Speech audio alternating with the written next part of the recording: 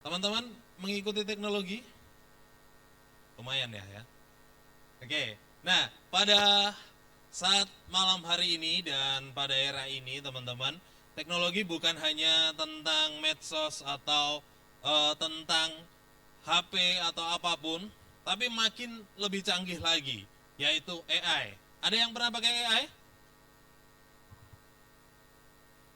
Atau nggak tahu apa itu AI? Ada yang pakai AI? Angkat tangan.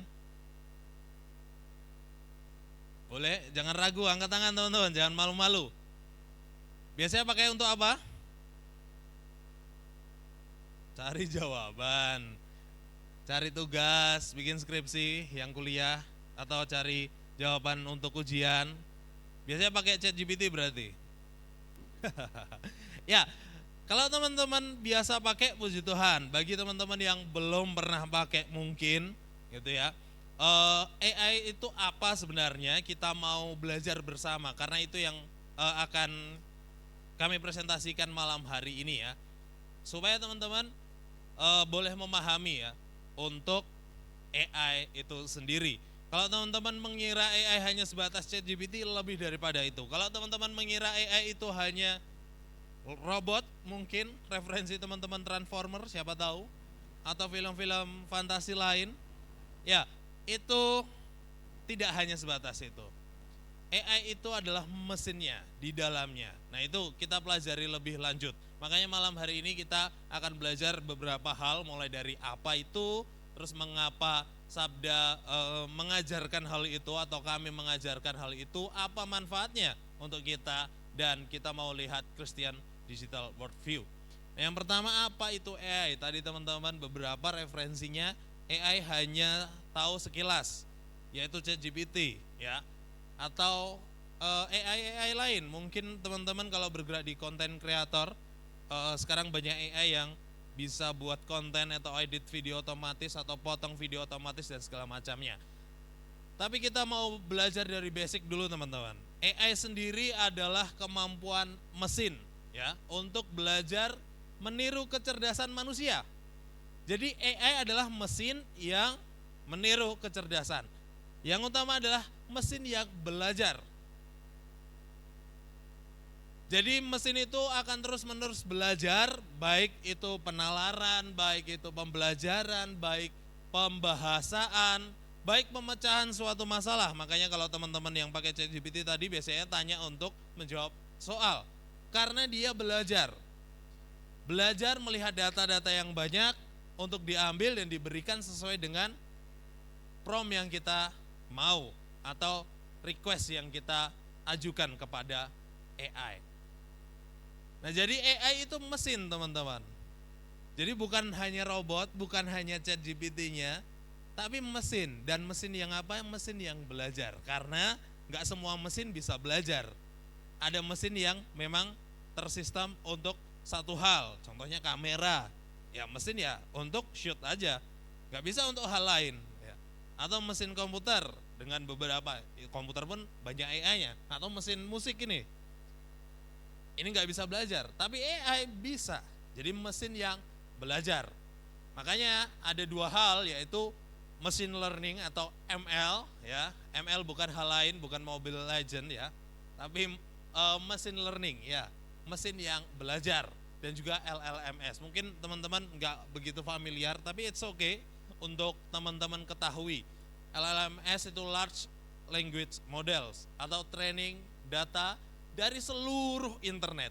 Jadi pada dasarnya AI itu adalah mesin yang belajar atau mengambil data-data dari seluruh internet. Datanya begitu luas teman-teman. Jadi kalau kita pernah baca buku ya, mungkin kalau kita ambil referensi satu buku, mungkin Alkitab kalau kita baca ya, di dalamnya banyak kitab-kitab di dalamnya, termasuk Injil. Itu kita bisa hafal ada berapa ayat teman-teman hafal di dalam Alkitab?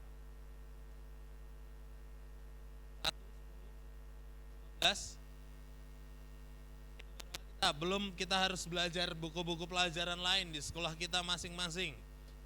Banyak buku yang kita baca, tapi tidak bisa semua kita ingat.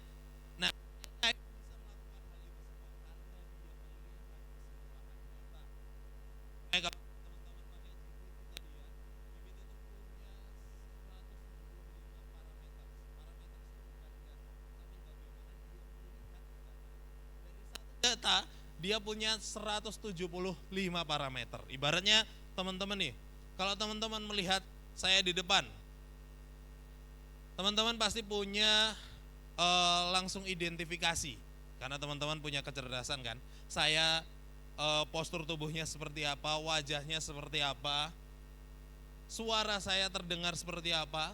Nah itulah parameter.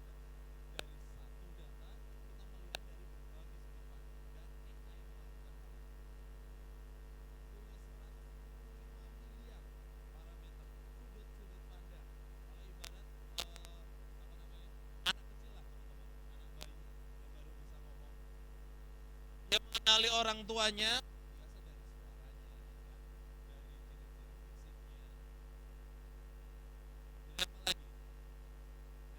lain kebiasaan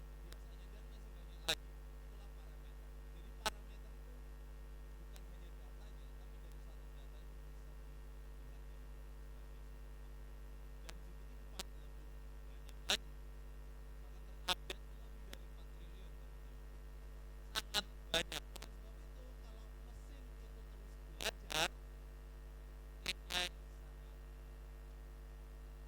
Ya, mesin yang bisa belajar.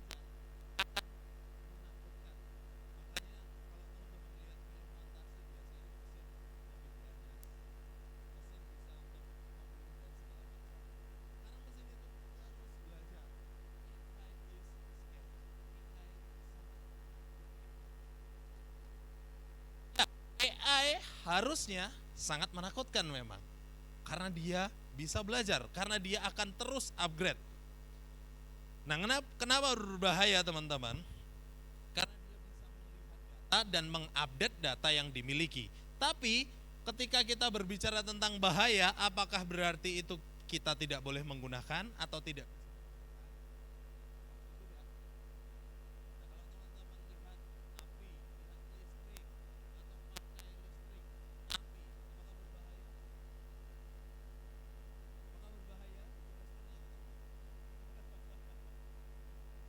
Bahaya?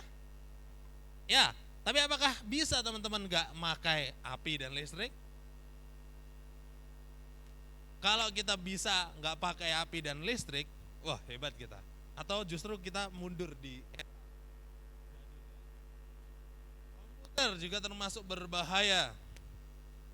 Tapi apakah kita tidak memakainya? Bahkan internet. Internet negatif. Artinya itu semua berbahaya, tapi boleh. AI, AI itu ibarat api listrik atau teknologi ya, tapi bisa dipakai dengan cara yang benar, dengan motivasi yang AI kalau dipakai dengan cara yang salah juga, tentu jawabannya berbahaya. Kalau teman-teman pernah perhatikan AI bisa swab muka, kayak banyak editan edit mukanya diganti dengan tubuh orang lain. Nah, itu tentu menjadi berbahaya karena digunakan dengan cara yang salah, dengan motivasi yang salah, dan tujuan yang salah. Sebaliknya kalau dipakai dengan cara yang benar, dengan motivasi yang benar, tentu itu sangat bermanfaat. Nah pertanyaannya, kita mau pakai dengan cara yang salah atau dengan cara yang benar?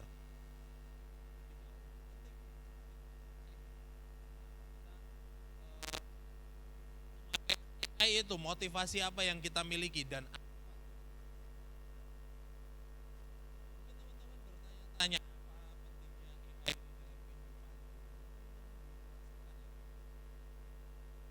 mungkin teman-teman sebatas memakai AI seperti Google. Cek. Oke. Nah mungkin teman-teman memakai AI hanya seperti Google tadi, mencari jawaban, menjawab pertanyaan dari sebuah yang teman-teman ajukan. Padahal lebih daripada itu, dan yang terutama bisa kita gunakan untuk kemuliaan Tuhan tentunya. Itulah mengapa Sabda mengajarkan AI. Kami merumuskan atau membuatnya memandang AI atau punya prinsip nih, AI 4321. Apa saja itu? AI 4 fakta. Ada 4 fakta teman-teman, ada 3 tujuan dan 2 hasil serta 1 keinginan. Faktanya apa saja? AI itu ada di sini teman-teman.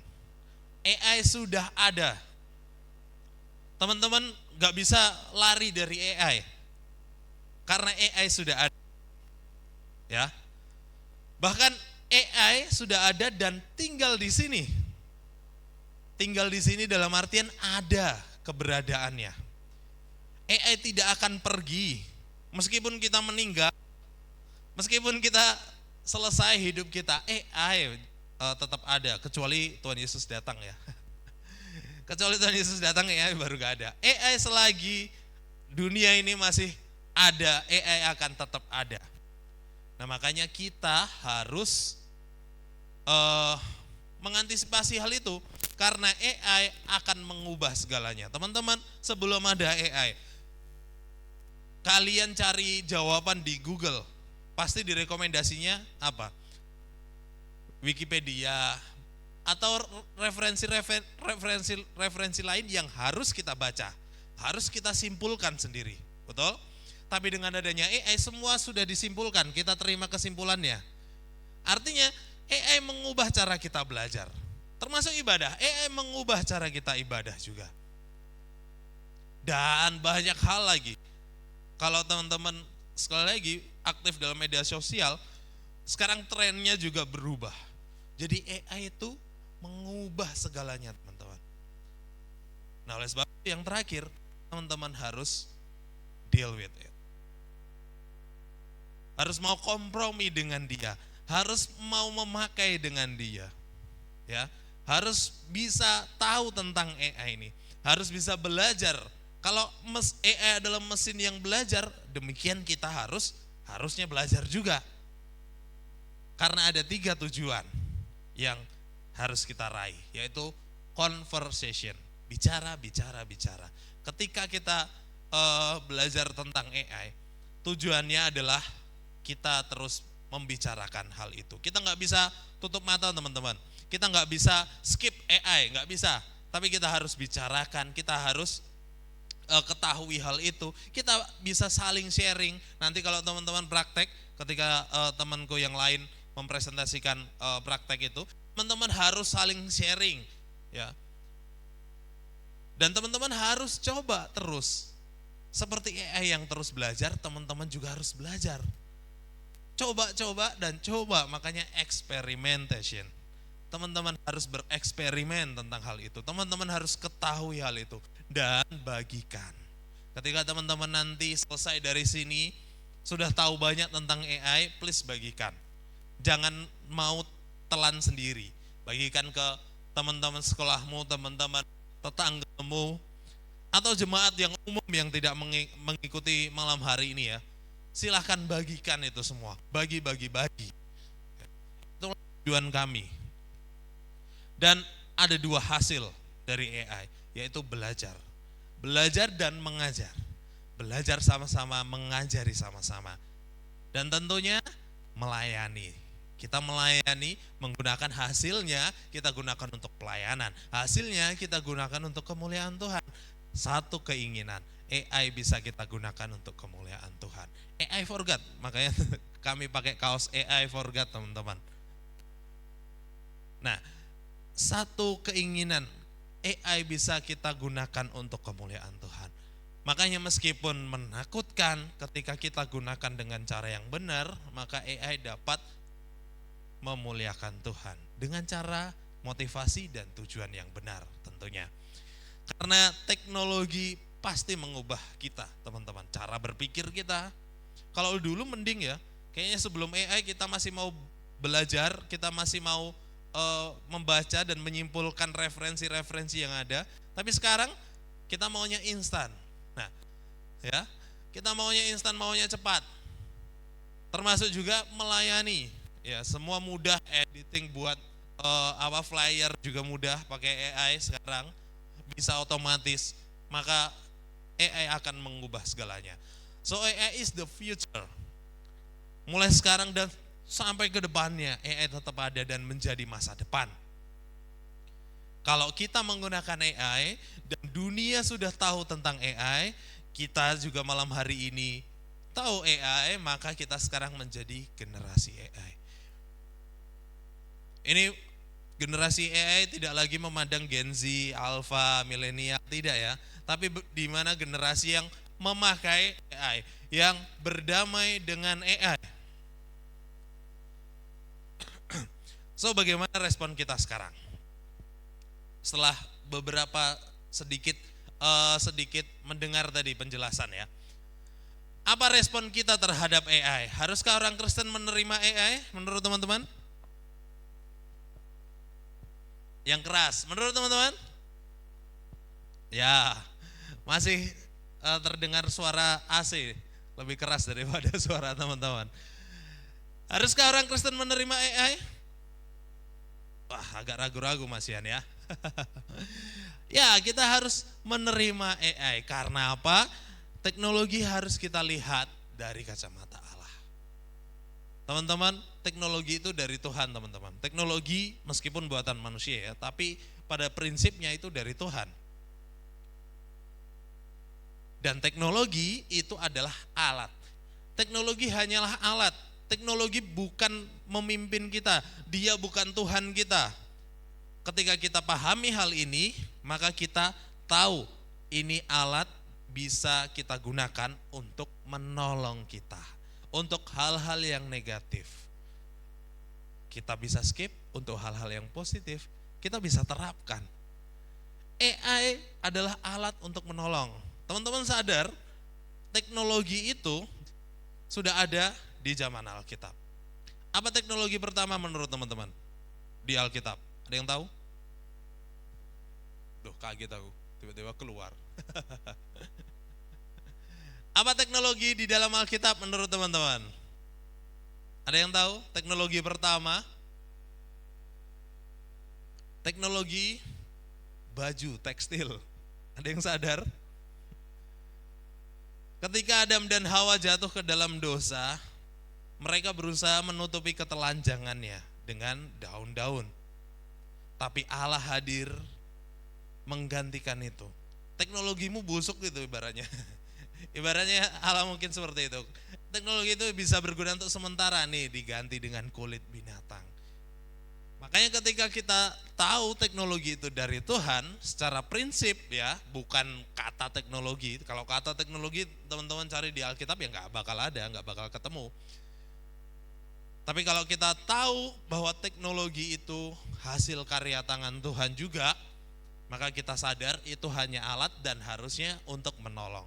Tapi kita tahu juga teman-teman, AI itu tidak netral. Teknologi tidaklah netral. Kenapa? Karena bagaimanapun yang menciptakan adalah manusia.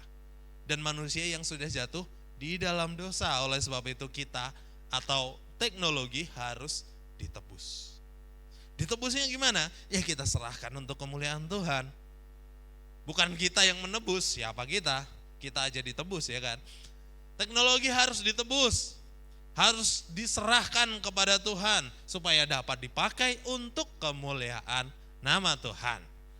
Karena teknologi adalah dari Tuhan ya.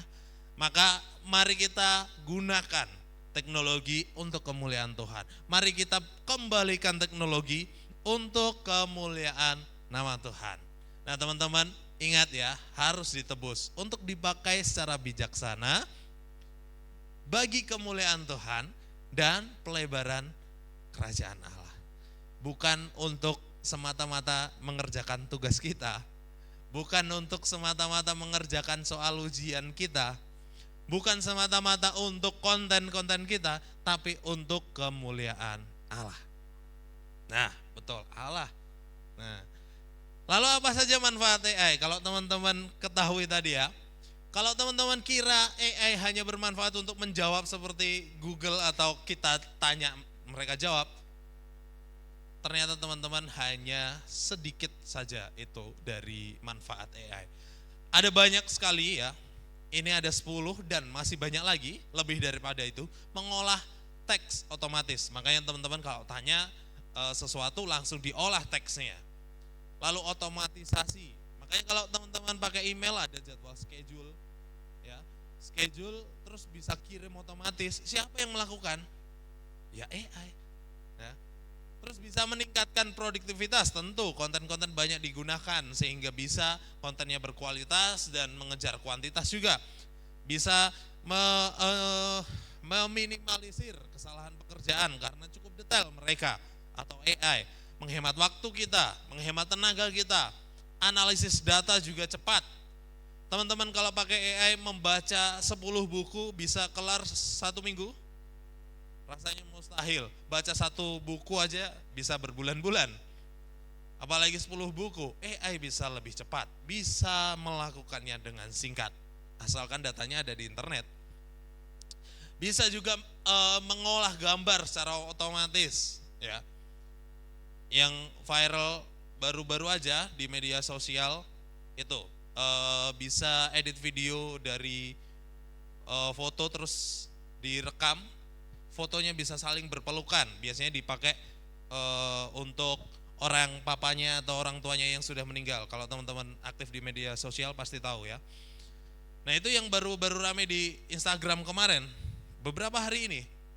Nah artinya bisa mengolah gambar secara otomatis, mengedit juga bisa, juga memberikan solusi-solusi yang inovatif, rekomendasi yang baik, memberikan layanan yang cepat, mudah, dan mempermudah mengambil keputusan. Dan sekali lagi, masih banyak lagi.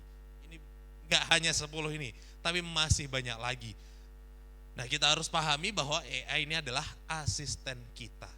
Dan AI bukan kayak Google, bukan kayak Magic Box sebetulnya teman-teman ya.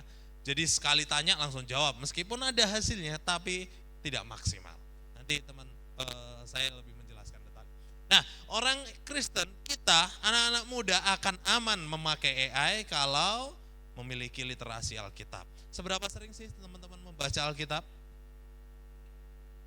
1 minggu sekali atau tiap Sabtu dan Minggu, tiap ibadah aja.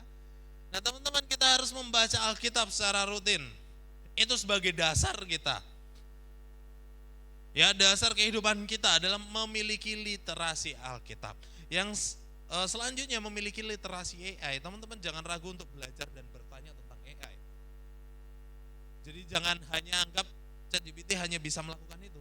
Enggak, tanya yang orang tahu. Tadi teman saya tentang audio di belakang ya, tentang OBS, dia mengajari hal itu dan ternyata di gereja atau anak-anak muda di sini, baru tahu tentang audio itu. Nah, itulah gunanya belajar dan memiliki literasi yang baik tentang teknologi termasuk AI. Itu kita bisa gunakan dan kita bisa tanya. Nah, di sisi lain kita harus memiliki AIQ atau AI quotient atau kecerdasan AI. Kalau teman-teman gak asing dengan emotional quotient, terus apa lagi? Spiritual quotient, apa lagi? Intellectual IQ, ya, dan seterusnya. Dan jangan lupa yang terakhir, belajar dan bereksperimen. Explore lah teman-teman. Kasihan AI sudah diciptakan baik-baik, kita cuma tanya untuk jawab ujian. Kita cuma tanya untuk itu, padahal lebih lagi. Dan yang terutama, nanti temanku akan menjelaskannya, AI bisa digunakan untuk studi Alkitab dengan baik. Nah, kita harus memiliki DQ yang baik. DQ apa? Kalau kita mengenal IQ, intelektual, EQ, emosional, DQ pun penting. DQ adalah digital quotient. Digital quotient artinya kecerdasan digital atau kemampuan kita ya, seperangkat keterampilan teknis digital kita atau metakognitif dan sosio emosional yang komprehensif berdasarkan nilai-nilai moral universal. Artinya DQ itu patokannya adalah moral-moral atau nilai-nilai moral universal secara umum dan untuk memungkinkan individu menghadapi tantangan serta peluang dalam dunia digital. Ketika kita terjun ke dunia digital tapi kita nggak punya digital quotient, nggak punya kecerdasan digital, kita dibodoh-bodohi internet. Seberapa banyak berita tentang penipuan di internet? Karena apa? Karena tidak memiliki digital quotient. Seberapa banyak orang yang masih tertipu dengan editan foto, Ya, kenapa? Karena tidak punya digital quotient yang baik. Nah, kita sebagai orang Kristen harus juga memiliki Christian digital quotient. Kalau teman-teman lihat tadi, digital quotient patokannya atau dasarnya adalah nilai-nilai universal, nilai-nilai moral yang umum. Oh, antara baik dan jahat aja, ya ibarat kita ke masyarakat lah, oh ini baik, ini jahat. Itu standar umum aja. Tapi ketika kita berbicara tentang Christian digital quotient, kita harus menggunakan prinsip-prinsip Alkitab. Jadi bukan lagi nilai moral yang umum antara baik dan jahat doang, tapi bagaimana Alkitab mengajari kita. Nah, apa saja? Alkitab telah mengajari kita banyak hal. Identitas digital. Identitas digital kita adalah siapa? Anak Tuhan, anak Kristus, sahabat Kristus. Identitas Kristus harus kita miliki. Nah, makanya ketika kita menggunakan prinsip Alkitab, kita memakai handphone kita, teknologi, AI juga termasuk, screen time kita akan teratur. Yang pakai HP lebih dari 5 jam sehari boleh angkat tangan. Ya, puji Tuhan gak ada yang ngaku. Aku sendiri memakai HP lebih dari 5 jam, teman-teman. Tapi pertanyaannya, screen time itu bukan hanya seberapa lama kita memakai, seberapa manfaat kita memakainya. Ya. Screen time itu bukan hanya lama-lamaan memakai HP, tapi apakah bermanfaat? Banyak yang memakai HP, tapi banyak juga yang membuang-buang waktu. Ada yang scroll TikTok. Ada yang punya TikTok? Seberapa lama teman-teman scroll? Sampai nunggu peringatan screen time otomatis dari TikTok. Itu pun masih dilanjut di skip. Nah, banyak hal, cyberbullying juga. Ketika kita berbicara bullying di dunia digital sangat banyak, dan kita harusnya tidak seperti itu karena kita punya identitas Kristus. Ketika memakai cyber security, kita bisa menjaga identitas kita dengan baik dan menggunakannya dengan baik. Privacy juga termasuk. Kita juga critical thinkingnya harus berdasarkan Alkitab. Meningkatkan critical thinking. Oh, ini benar gak ya? Ini sesuai dengan Alkitab gak ya? Data-data yang diberikan atau hasil yang diberikan oleh AI, oleh teknologi, itu sesuai dengan Alkitab gak? Itu harus kita miliki, teman-teman. Serta digital footprint atau jejak digital. Nah, makanya kita gunakan semuanya untuk kemuliaan Tuhan. Jejak digital kita baik-baik semua. Tapi sebaliknya kalau kita gunakan untuk hal-hal yang jahat, mencibir orang lain, gosipin orang lain, jejak digital tidak akan pernah hilang. Makanya Facebook ada fitur memories atau kenangan ya. Di Instagram juga ada fitur arsip story, dari pertama kita bikin story juga ada. Ya, arsip postingan juga ada. Artinya semua terekam, teman-teman, untuk jejak digital kita. Jadi hati-hati. Dan yang penting juga digital empati. Bagaimana kita berempati terhadap orang lain. Dasarnya tentu kasih Kristus, karena kita memakai dasar Alkitab. Oleh sebab itu, teman-teman, mari dengan bijaksana dan cerdas kita memakai AI untuk Tuhan. Untuk siapa? Tuhan, bukan untuk kita. Sekali lagi, karena AI adalah mesin yang terus belajar, kita harus juga belajar banyak supaya kita dapat memanfaatkan AI dengan bijak dan untuk kemuliaan Tuhan. Bagaimana belajarnya? Bagaimana kita memakai AI yang tepat? Bagaimana kita bisa menulis perintah yang baik? Itulah kita belajar malam hari ini, teman-teman. Dan kita malam hari ini akan belajar bersama-sama bagaimana menulis prompt yang baik. Dan apa itu prompt dan segala macamnya, kita mau melihat bersama-sama.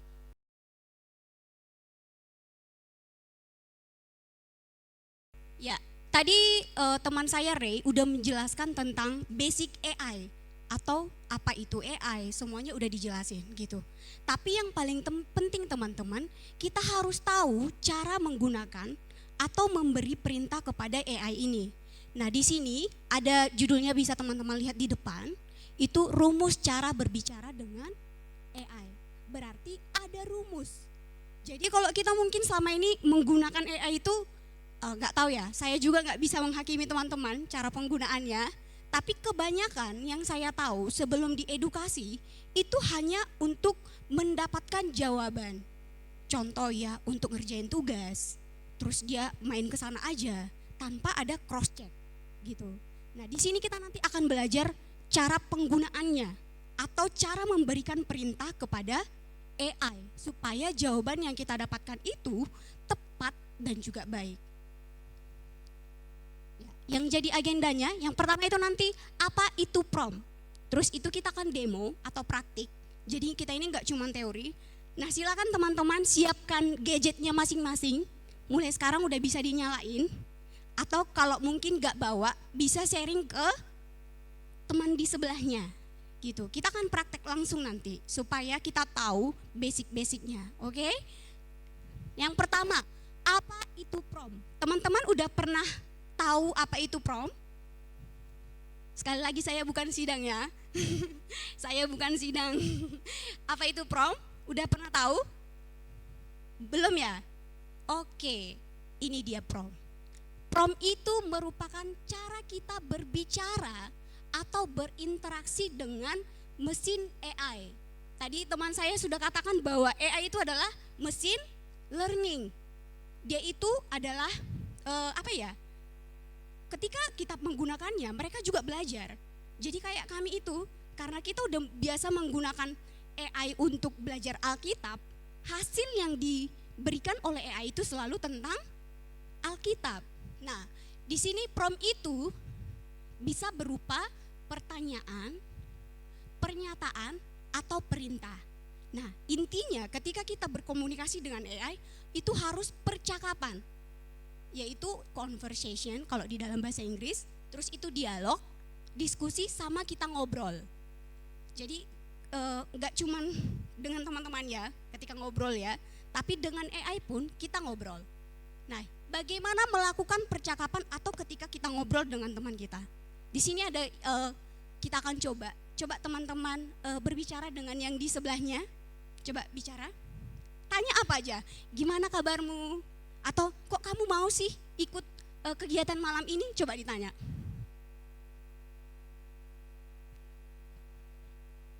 Gimana? Kira-kira jawabannya sesuai dengan maunya kalian enggak? Oh enggak ya. Karena kenapa? Itulah yang dinamakan kita butuh prompt, perintah. Kita tahu cara bertanya ke temannya kita. Nah, gimana? Ketika berbicara dengan teman-temannya tadi, apakah sulit? Sulit enggak? Enggak ya. Karena apalagi kalau kita udah kenal dan tahu, biasanya bercakap-cakap atau ngobrol dengan teman itu enggak sulit ya. Nah, pertanyaannya, apakah sama mudahnya saat berbicara dengan AI? Mudah enggak? Ini yang akan kita cari tahu. Oke? Kita akan cari tahu apakah berbicara dengan AI itu mudah. Oke, pertama kita akan lihat contoh percakapan di WA. Siapa di sini yang sudah menggunakan WA? Coba tunjuk tangan. Angkat tangannya yang menggunakan WA. Oke, berarti semuanya ya. Nah, ketika kita berbicara di WA, apalagi sekarang udah namanya ada WA bisnis ya. Ada yang menggunakan. Nah, di sini dikatakan, "Hai, halo juga, ada yang bisa saya bantu?" Gitu. Nah, WA seperti ini percakapannya. Kita lihat perbandingan yang kedua. Ini yang di sebelah ini, bisa lihat ya. Ini WA, terus ini apa ini? ChatGPT atau AI. Menurut teman-teman sama enggak yang di sebelah kiri dan kanan ini? Sama ya? Berarti mudah enggak? Dari sini udah bisa ditangkap enggak kalau berbicara dengan AI itu mudah? Oke, kita akan lihat lagi lebih lanjut. Nah, malam ini kita akan belajar tentang basic prompt. Jadi teman-teman, sebenarnya prompt itu ada tingkatannya, tapi malam ini kita akan pelajari yang basicnya aja. Cara membuat prompt yang baik dengan fokus. Nah, tapi kita ingat lagi prinsipnya, AI adalah alat, ingat ya. Jadi kita nggak boleh menggunakan AI itu secara tangkap aja semua, udah yang penting jawabanku dapat, enggak ya. Tapi AI itu harus kita cross check lagi, gitu ya. dengan menggunakan rumus yang namanya fokus. Nah, fokus ini apa kira-kira fokus? Ada yang tahu apa itu fokus? Kalau gurunya mungkin atau kita semua di sini apa ya? Ada yang jadi siswa mungkin mahasiswa. Tahu ya, kalau gurunya bilang kamu harus fokus, berarti harus fokus. Berarti kita harus penuh perhatian dan tertuju ya. Kalau pengertian saya sendiri. Nah, di sini fokus ini merupakan rumus yang dibuat oleh Yayasan Lembaga Sabda. Balik lagi, ini merupakan basic. Jadi fokus itu merupakan singkatan. Kita akan lihat. Yang pertama, nah karena ini kita mau belajar tentang fokus teman-teman, saya harap kita semuanya fokus. Dan juga ingat kepanjangan dari kata fokus ini. Nanti saya akan cek apakah kita semua fokus atau enggak, oke? Yang pertama, F itu adalah format. Kita sama-sama bilang ya, F format. O objektif. K konteks. U user atau usage. S spicy atau spesial. Oke, kita akan lihat. Yang pertama itu adalah format. Jadi teman-teman, ketika kita memberikan prompt atau perintah kepada AI, formatnya harus jelas. Jadi berujuk kepada struktur, jenis, tulisan, atau tata letak yang kita inginkan. Contohnya di sini ada. Jadi kita itu maunya AI itu memberikan jawaban atau tulisan yang berbentuk artikel. Terus itu apa? Poin-poin. Terus itu apa? Paragraf. Dan juga puisi, lagu. Itu semua harus dengan jelas kita sampaikan kepada AI yang kita gunakan. Yang kedua apa tadi? O itu apa? Apa? Oke, berarti masih fokus ya. Yang kedua itu adalah objektif. Nah, prompt yang kita berikan itu atau perintah yang kita berikan itu harus objektif. Jadi tujuannya atau juga alasan kita meminta jawaban atau juga tulisan yang kita inginkan itu harus jelas. Nah, di sini ada menjelaskan konsep. Nah, contohnya teman-teman mengatakan kepada AI, saya ingin penjelasan tentang AI yang nanti akan saya gunakan ketika PA. Jelas ya? Jelas ya, berarti tulisan itu nantinya digunakan untuk apa? PA atau untuk mengajar anak-anak sekolah minggu. Terus yang selanjutnya apa? K itu konteks. Oke, kita lihat apa itu konteks. Nah, konteks itu merujuk pada latar belakang, kondisi atau skup yang kita inginkan. Gitu ya. Jadi misalnya kita itu ingin tulisannya dari perspektif Alkitab. Atau mungkin dari budaya Indonesia. Atau teman-teman di sini yang mayoritasnya Jawa kan ya? Jawa. Nah, saya ini Batak Toba. Nah, saya ingin penjelasan AI tentang budaya saya atau budaya teman-teman, budaya Jawa. Oke? Nah, selanjutnya itu adalah apa? User atau usage. Nah, ini merujuk pada role. Jadi kita harus tahu perintah atau tulisan yang kita inginkan itu kita tujukan untuk siapa. Oke? Itu untuk kalau di sini contoh saya ingin menjelaskan tentang kasih kepada anak-anak yang usianya 5 tahun. Harus jelas. Kita mau menjelaskan itu ke siapa? Contoh ke lansia. Itu juga harus jelas. Nah, selanjutnya yang terakhir itu apa? Ya, spicy. Nah, spicy ini tahu lah ya. Ada yang tahu ya spicy dalam bahasa Indonesia apa? Pedas. Di sini ada apa ini? Apa ini? Bumbu. Jadi spicy itu adalah kita ingin lebih efektif lagi gitu. Jadi atau bisa dibilang lebih spesifik lagi. Ini di sini teman-teman, lebih spesifik atau khusus atau gaya-gaya tertentu yang kita inginkan. Contohnya bisa kita lihat di sini bahasanya gaul. Bisa ya? Terus itu informal atau mungkin untuk akademis. Itu harus jelas.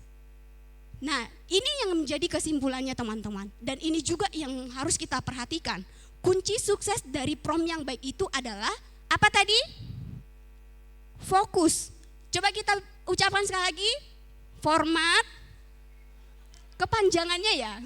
Yang pertama, kedua, ketiga, keempat, yang kelima, spicy. Ya ini kesimpulannya. Kita akan lihat sekali lagi. Jadi harus ada format, struktur, jenis tulisan, atau tata letak yang kita inginkan. Terus itu juga harus objektif. Tujuannya, alasannya dari permintaan yang kita berikan. Terus itu harus sesuai konteks, latar belakang, atau juga kondisi, bahkan skop yang kita inginkan. Terus kita itu juga harus tahu ke siapa kita tujukan tulisan itu. Terus yang selanjutnya itu harus lebih spesifik.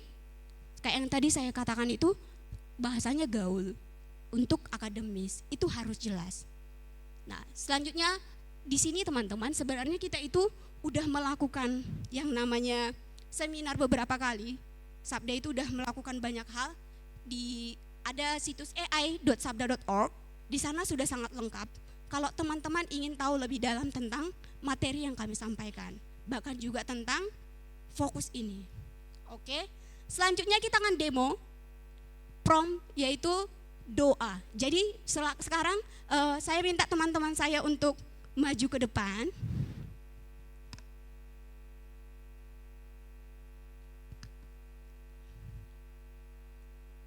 Nah, nanti di sini kita akan demo.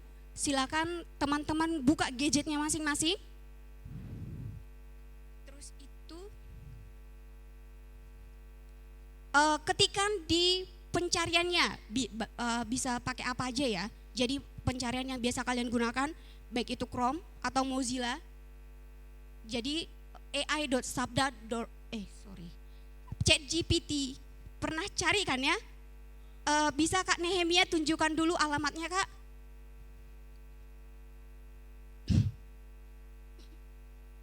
chat.open.ai. Lihat gini.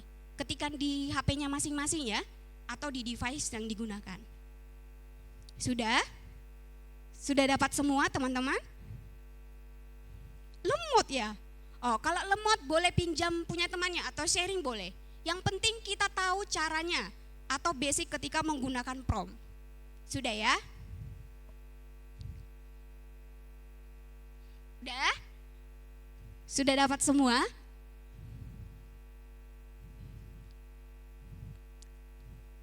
Yang di sini udah? Udah? Yang di sebelah kanan udah? Oke. Sekarang kalau sudah, coba ketikkan hanya ini ya, doa. Ketikkan doa aja. Doa. Ikutin yang diarahkan oleh teman saya Nehemia. Doa. Sudah? Sekarang enter. Sudah? Apa yang muncul di tempatnya teman-teman? Apakah seperti yang di depan ini? Beda ya? Bedanya di mana? Oke, beda. Ada yang bahasa Inggris juga? Oke, sekarang coba katakan dalam bahasa Indonesia. Ketik dalam bahasa Indonesia.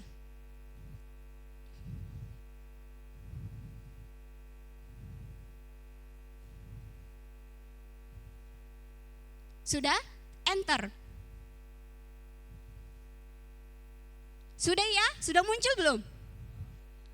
Oke, di sini dikatakan doa berarti permohonan atau doa yang biasanya dilakukan untuk meminta sesuatu. Ada yang lain nggak jawabannya seperti yang di depan ini? Sama? Apa yang beda? Oh, berarti penjelasannya ya? Yang lain? Beda. Apa yang beda Kak di sebelah kiri? Doa secara Kristen. Oh, contoh-contohnya. Nah, kita akan coba prom yang tadi, kata fokus yang tadi. Jadi coba sekarang itu jelaskan arti doa, ketik ya. Jelaskan arti doa.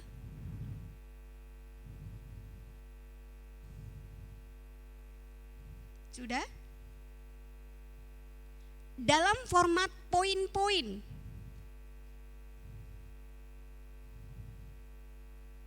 Sudah?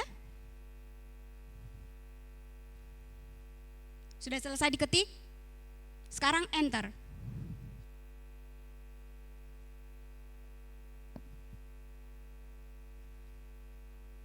Sudah muncul teman-teman? Ya, apa yang muncul? Sama seperti ini? Apanya yang beda? Apa? Coba Kak, coba dibaca.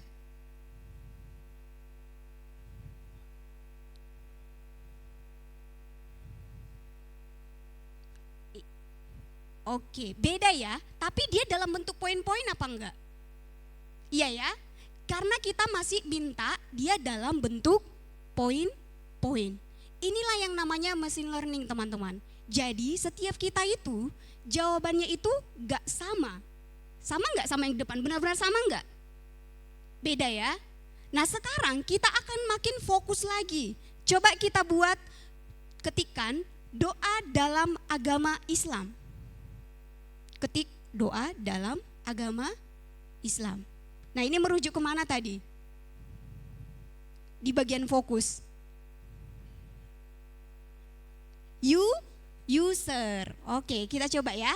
Doa dalam agama Islam. Sudah selesai diketik? Sudah muncul seperti ini? Masih ada yang paragraf? Sudah bentuk poin-poin semua ya? Oke, jawabannya penjelasan tentang doa dalam agama Islam kan ya? Udah? Jadi udah makin kelihatan fokusnya ya. Dalam agama Islam. Kita udah menggunakan yang bagian user tadi. Udah ya? Nah, sekarang kita lanjut lagi. Semua udah aman kan ya? Muncul di tempatnya? Oke, kita coba lagi ya. Doa dalam agama Hindu. Coba diketik doa dalam agama Hindu. Hindu Kak Nehemia. Sudah ya? Sudah? Sekarang enter. Oke, makin fokus ya. Dia sudah menjelaskan tentang doa dalam agama Hindu. Terus dia juga udah konsisten belum pakai poin-poin? Oke, makin fokus. Kita coba lagi. Atau ada yang lain? Udah sama kan ya? Kita samakan dulu untuk format dan juga fokusnya. Udah? Oke, kita lanjut. Lebih spesifik lagi. Doa dalam agama Kristen.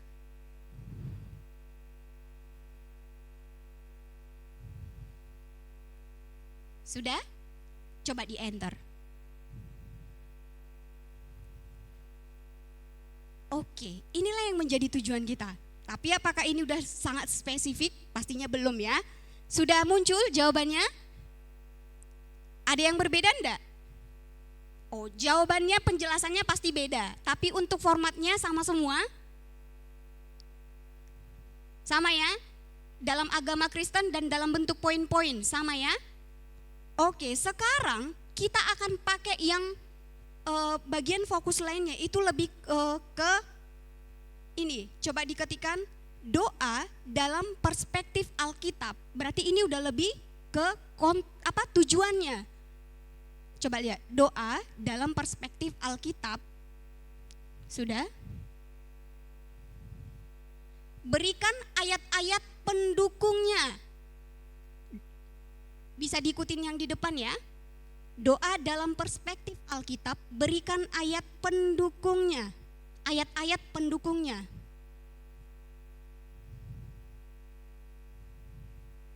Sudah? Enter. Sudah muncul? Ada enggak? Seperti ini juga kan di tempat teman-teman? Dia penjelasan tentang doa, terus itu dalam perspektifnya Kristen, terus itu dalam ada ayat-ayat pendukungnya. Ada ya? Ada semua? Ada? Semua berjalan sesuai dengan instruksi ya?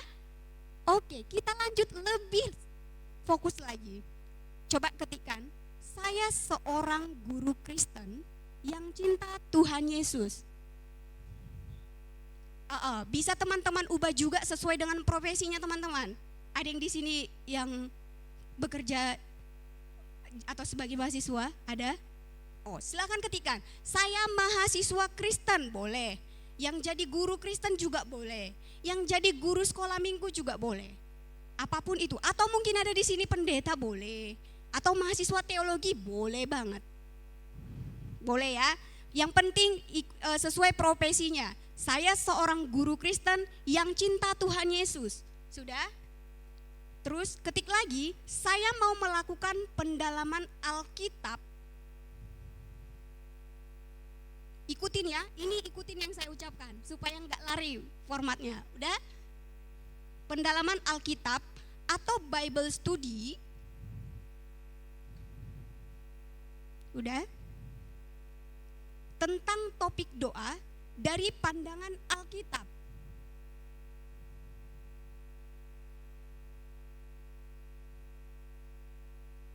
Tentang topik doa dari pandangan Alkitab. Udah? Titik. Tambahkan ayat-ayat Alkitab. Tambahkan ayat-ayat Alkitab sebagai referensinya. Titik. Udah? Tolong berikan dalam bentuk poin-poin. Terima kasih. Kita harus ucapin terima kasih juga dong untuk AI. Dia itu udah bantu kita soalnya. Udah ya? Sudah? Sudah selesai diketik? Oke, tunggu ya Kak Ne, soalnya masih pada ngetik. Sudah? Oke, sekarang enter.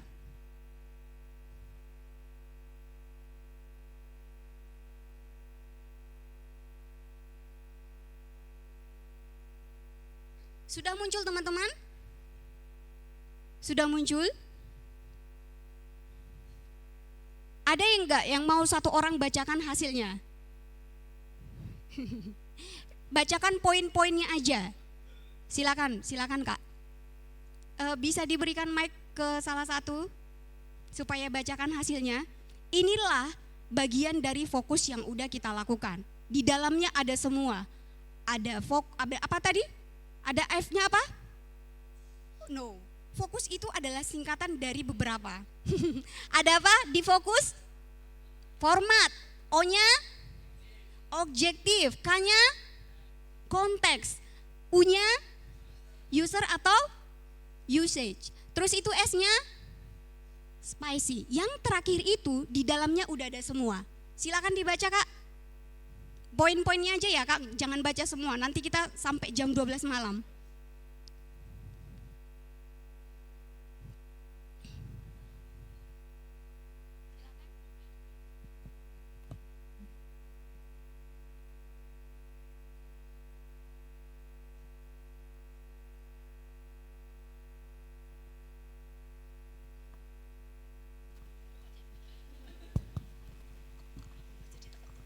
Cek. Poin-poinnya aja ya Kak. Dari yang saya dapat, poin 1 ada doa sebagai komunitas dengan Tuhan. Yang kedua ada contoh doa Yesus. Yang ketiga ada doa sebagai sarana mengatasi kekhawatiran. Yang keempat ada keberanian dan iman dalam doa. Yang kelima ada pengampunan dan doa. Yang keenam ada kekuatan doa dan doa yang efektif.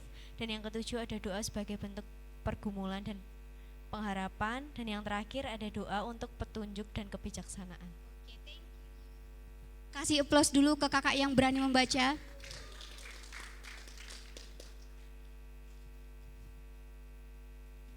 Udah ya?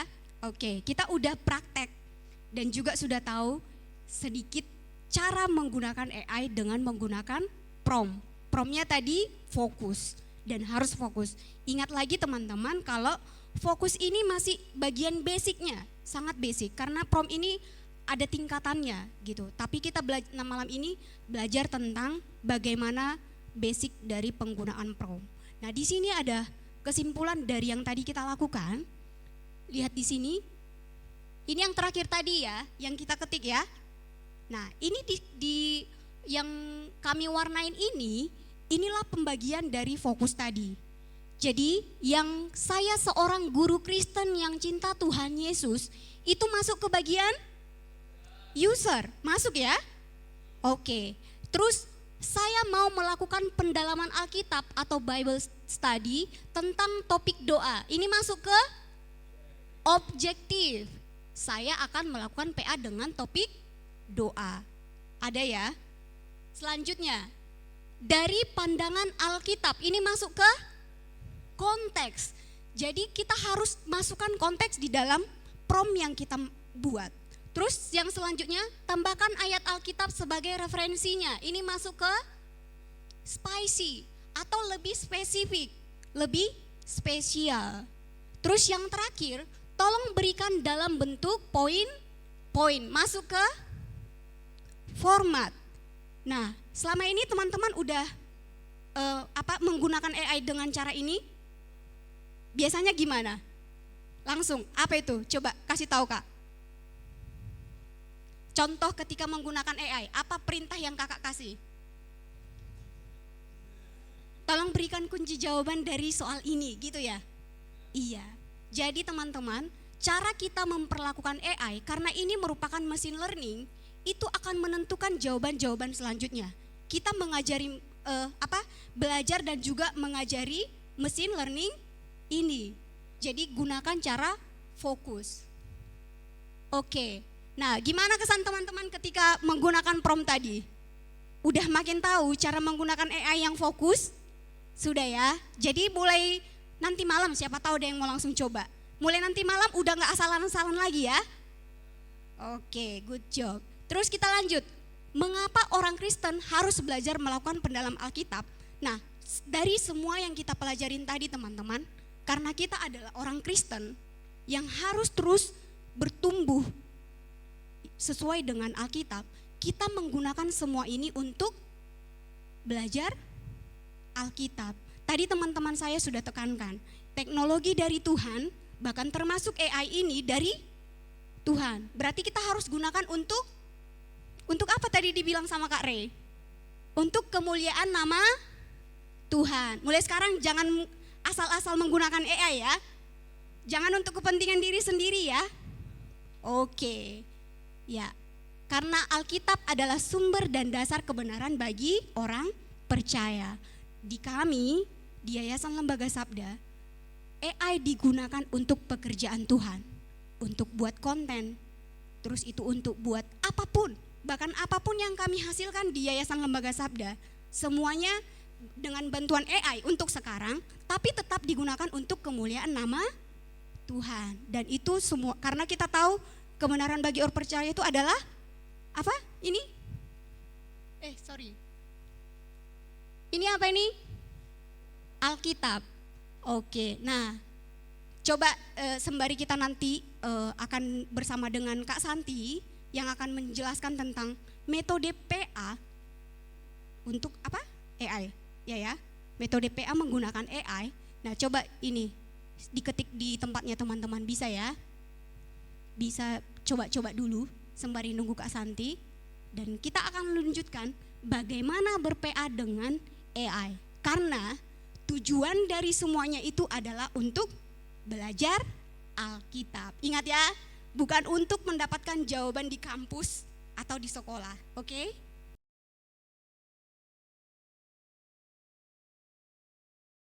Ya, saya akan melanjutkan untuk materi yang lebih dalam, ya, untuk bisa di bagian depan ya nanti ya PPT-nya. Ya, saya akan sharingkan untuk materi yang lebih dalam, yaitu tentang AI dan studi Alkitab gitu ya. Teman-teman di sini sering melakukan PA enggak? PA itu apa sih? Pendalaman Alkitab. Atau mungkin di gereja ini ada waktu khusus gitu untuk teman-teman bisa lakukan PA gitu ya? Ada mungkin kelompok PA sendiri, mungkin bahkan di wilayah masing-masing gitu. Lakukan teman-teman, ya. Ya, puji Tuhan. Ya, jadi saya akan sharing tentang AI dan studi Alkitab. Jadi harapannya setelah ini nanti teman-teman bisa melakukan PA dengan bantuan AI. Ya, Sabda sendiri ya di dalam pelayanannya di bidang digital kami sudah hampir 30 tahun. Pada Oktober nanti itu kami usianya di dalam melayani itu pas 30 tahun. Jadi dengan kami menjalankan visi IT for God, yaitu teknologi dipakai untuk kemuliaan Tuhan. Jadi Sabda sendiri terus giat gitu ya untuk mendorong setiap orang percaya itu melakukan studi Alkitab gitu dengan menggunakan teknologi. Ya, jadi Sabda sendiri berkeyakinan kuat ya bahwa Alkitab itu adalah otoritas tertinggi dan juga Alkitab ini menjadi dasar dalam kami melayani ya. Tadi Mbak Tere di bagian akhir bilang apa? Alkitab itu apa? Sumber dan juga dasar gitu ya. Jadi pelayanan Sabda juga sama gitu ya. Ya, sasaran dari pelayanan Sabda adalah untuk kekristenan atau orang percaya dan teknologi ini menjadi kendaraannya. Apa nih maksudnya kendaraan? Itu menjadi sarana, menjadi alat yang kami pakai untuk kami bisa melakukan pelayanan. Ya, berikut adalah beberapa produk utama dari Sabda ya. Teman-teman ada yang pernah pakai mungkin software Sabda? Ini software Sabda ini produk utama kami gitu ya, udah lama tapi selalu mengalami pembaruan. Ya mungkin ayahnya pernah pakai gitu ya. Ya, lalu ada yang pernah mengunjungi situs Alkitab Sabda? Ada? Ya, ada yang mangguk-mangguk di belakang. Ya, lalu kami juga ada aplikasi Sabda Alkitab, ada Sabda Bot ini untuk bisa melakukan studi Alkitab dengan chatting ya. Lalu ada Badeno, Badeno itu baca, dengar, nonton Alkitab ya. Lalu ada Alkitab GPT dan komunitas Sabda ya. Saya harap teman-teman di sini sudah follow juga ya, mungkin entah Instagram, entah Facebook maupun yang lainnya ya untuk komunitas Sabda. Ya. Di dalam kami melayani terutama untuk studi Alkitab ini sebenarnya banyak sekali metode Alkitab itu yang metode PA yang bisa kita pakai gitu ya. Ada topikal, ada tematik dan bisa jadi kita belajar dari tokoh-tokoh Alkitab gitu ya. Tetapi Sabda sendiri kami ada satu metode yang kami buat secara khusus namanya metode SABDA. Ya, kita baca bersama-sama ya supaya nanti teman-teman ingat. S-nya adalah simak, A-nya analisa, B belajar, D doa, ya itu doa atau diskusi itu sebenarnya doa dan diskusi gitu ya. Lalu A-nya aplikasi. Kenapa kok Sabda harus bikin metode SABDA gitu? Kenapa? Padahal kan metode PA itu sebenarnya udah banyak banget gitu ya. Ini bukan berarti Sabda itu ingin menambah koleksi metode PA gitu, enggak sebenarnya. Tapi kami ada satu tujuan khusus bahwa metode SABDA ini tuh metode yang dirancang khusus untuk bisa dipakai pada era digital ini gitu. Jadi ketika kita memakai metode SABDA ini untuk studi Alkitab, alat-alat studi Alkitab yang sebelumnya ini tadi saya jelaskan itu akan bisa dipakai gitu ya untuk bisa menunjang studi Alkitab.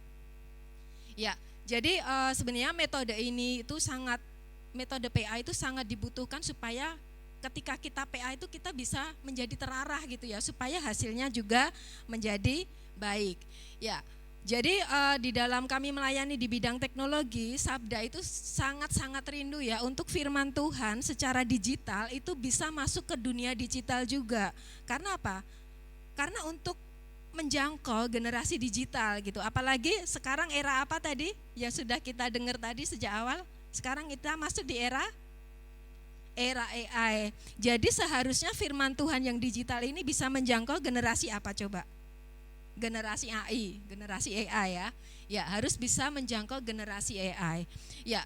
Jadi kita tahu juga ya tadi sejak awal Kak Re juga sudah bilang ya AI ini adalah teknologi terbaru gitu ya. Teknologi yang harus ditebus, teknologi yang harus dipakai untuk kemuliaan Tuhan.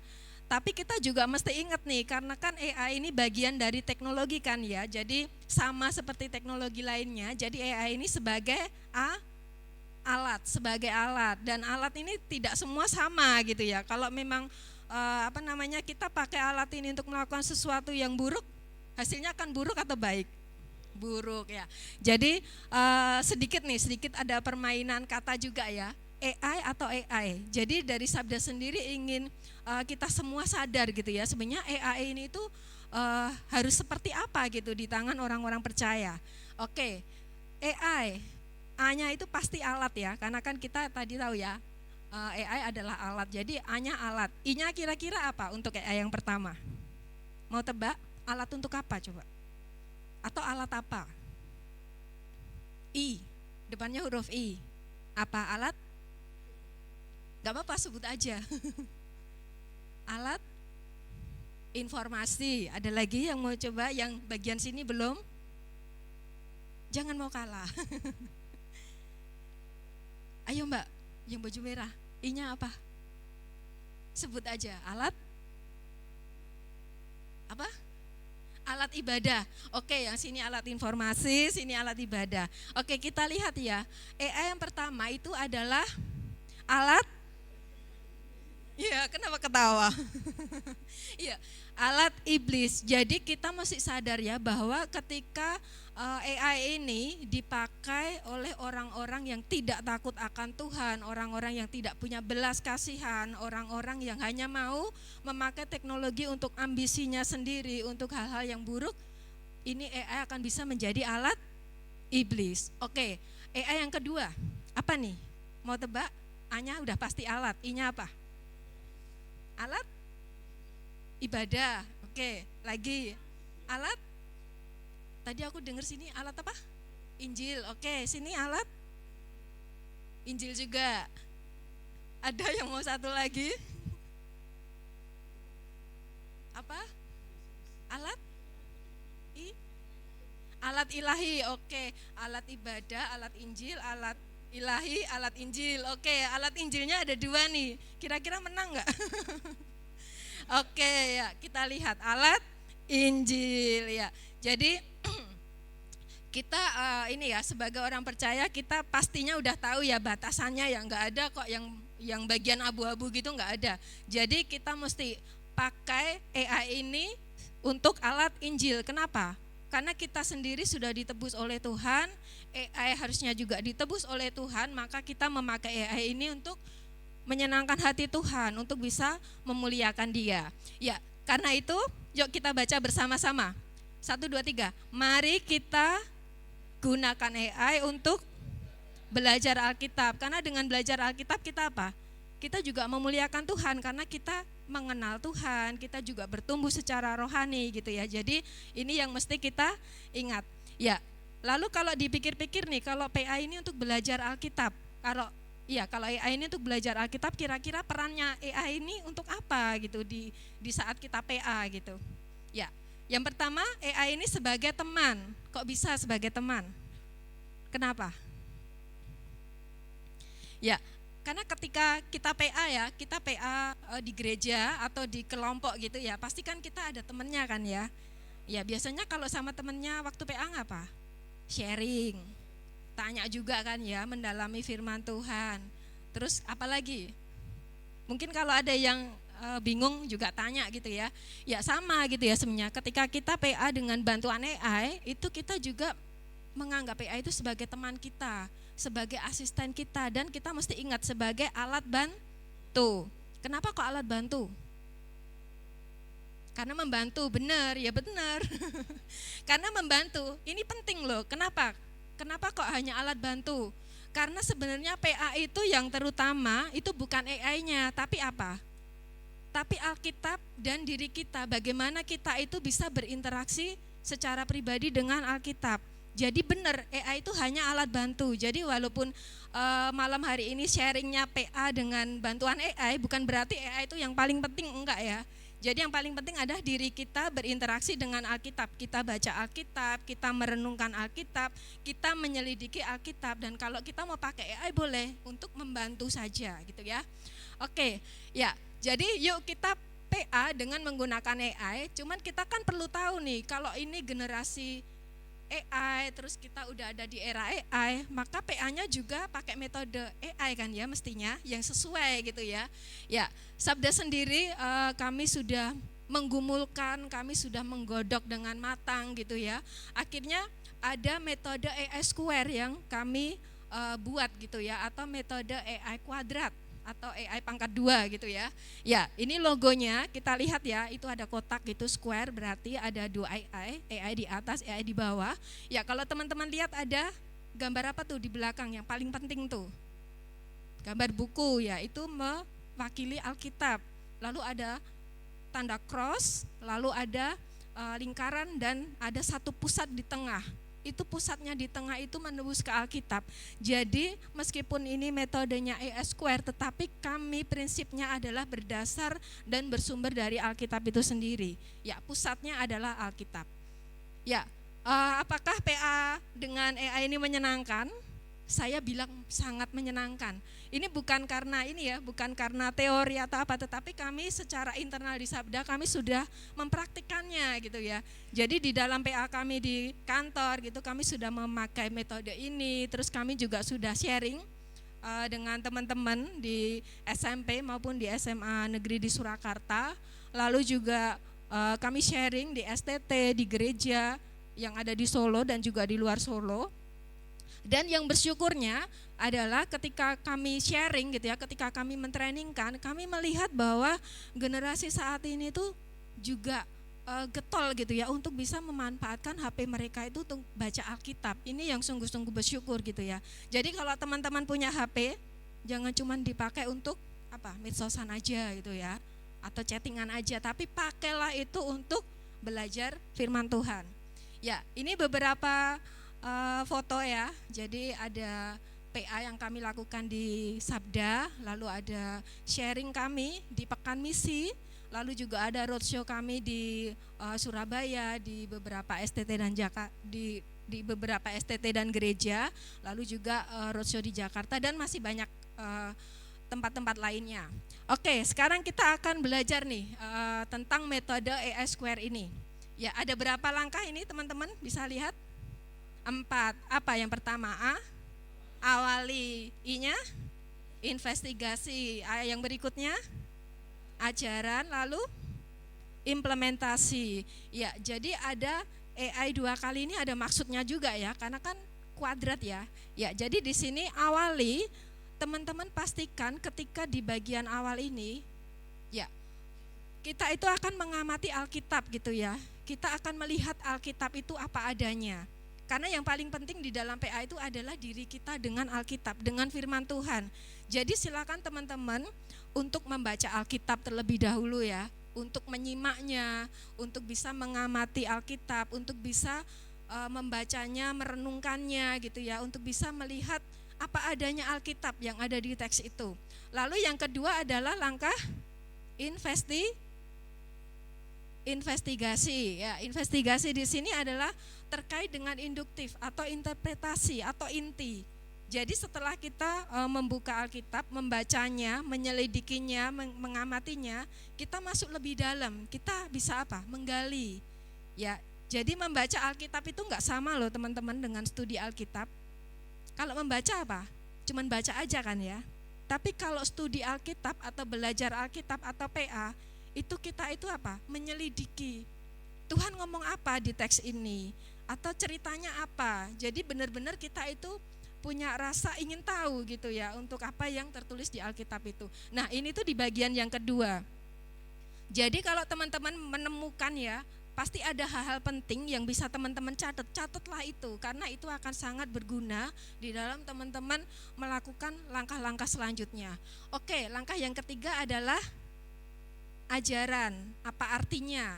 Jadi setelah kita menyelidiki Alkitab, menggali Alkitab, mendapatkan poin-poin penting, kita mesti cari tahu, aku belajar apa dari firman Tuhan ini gitu ya.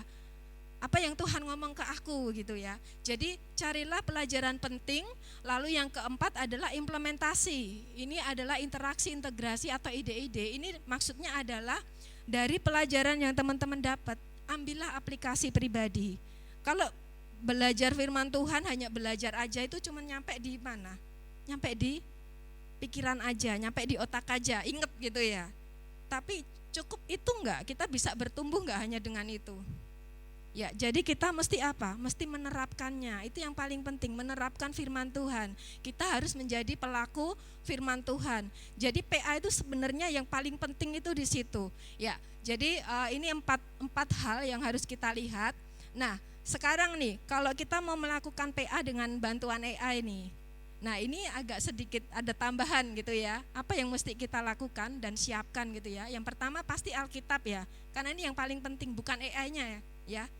Jadi Alkitabnya yang paling penting, siapkan itu. Kalau punya Alkitab cetak oke, kalau punya Alkitab yang digital di HP juga oke ya, pakai itu. Baca dulu, renungkan, gali, selidiki, lalu catatan, itu apa? Catat poin-poin pentingnya. Jadi secara pribadi kita dapat dulu nih ya, dapat dulu. Aku belajar dari teks ini tuh, aku dapatkan ini gitu ya. Itu udah dicatat. Nah berikutnya baru kita pakai apa? Baru kita pakai AI. Jadi AI ini benar-benar alat bantu gitu ya. Ya silakan teman-teman buka, entah pakai ChatGPT yang tadi sudah kita praktek bersama, atau pakai Perplexity, atau pakai Gemini, terserah ya. Bisa pakai manapun. Lalu kita lakukan 4 langkah gitu ya dari metode E-Square ini. Lalu setelah itu pastikan teman-teman juga apa? Belajar skill prompting yang fokus. Masih ingat nggak tadi fokus apa aja? Coba aku tes ya. F-nya apa? Format. Oke. O-nya objektif. K-nya konteks. U user atau usage. Terus yang S-nya spicy atau spesial. Wah keren. 100 semua. Ya. Oke, ini ya sedikit review yang tadi udah dipelajari. Oke, sekarang saya juga akan ngajak teman-teman untuk langsung PA nih.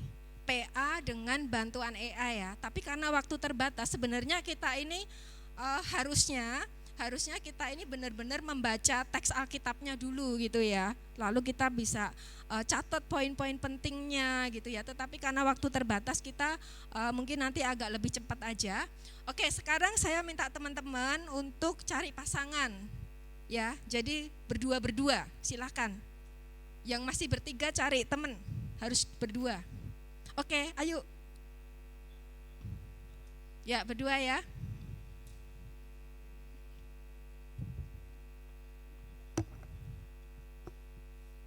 Itu bertiga ya?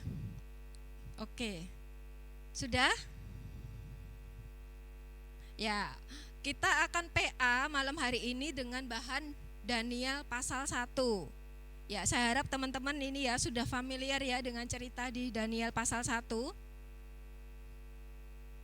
Oke, siapkan juga gadgetnya. Ada Alkitabnya, buka Alkitabnya. Ada kan ya di HP-nya Alkitab? Kalau belum ada, hari ini nanti harus segera install. Oke, sudah siap ya? Oke, ya kita akan mulai untuk langkah pertama. Ya, awali amati Alkitab apa adanya. Jadi silakan teman-teman buka Daniel pasal 1. Kalau bacanya bisa cepat, baca cepat gitu ya. Ya, jadi di bagian pertama ini silakan teman-teman baca Alkitab Daniel 1 itu secara berulang-ulang, secara teliti gitu ya, supaya bisa mendapatkan teks itu apa adanya gitu. Jadi nanti teman-teman bisa ingat gitu ya ceritanya gitu ya. Oke?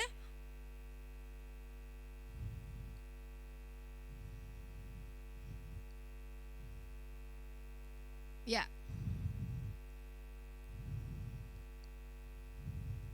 Oke ya, setelah itu nanti kita akan praktek pakai AI. Ya, jadi kami sudah siapkan juga satu prompt. Jadi nanti teman-teman bisa ini ya, bisa ketikkan prompt yang sama supaya nanti kita bisa lihat hasilnya gitu ya. Oke, silahkan teman-teman ketikkan prompt fokus ya. Saya seorang Kristen yang cinta Alkitab dan sedang melakukan studi Alkitab dari Daniel pasal 1.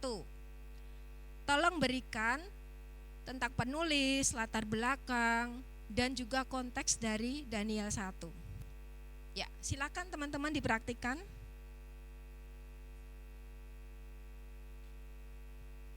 Soalnya ini nanti harus ada sharingnya nih, jadi semua harus praktek, harus bisa.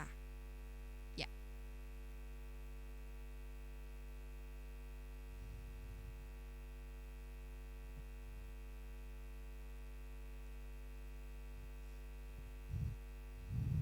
Tidak harus chat GPT juga tidak apa-apa. Kalau misal mau pakai Gemini AI juga boleh.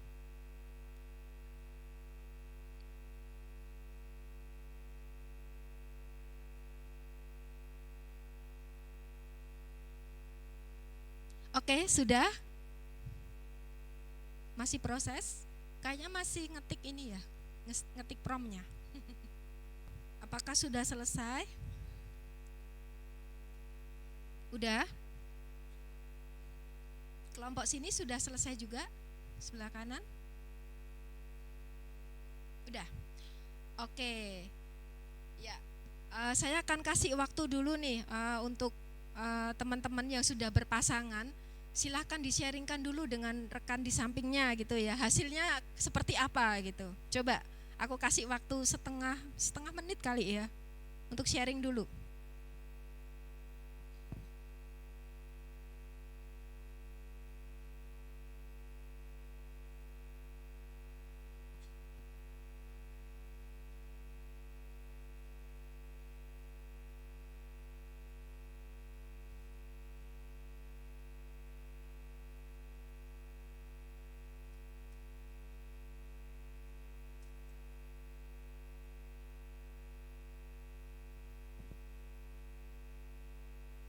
Gimana hasilnya, sama atau tidak? Hampir sama, oke. Sebelah sini?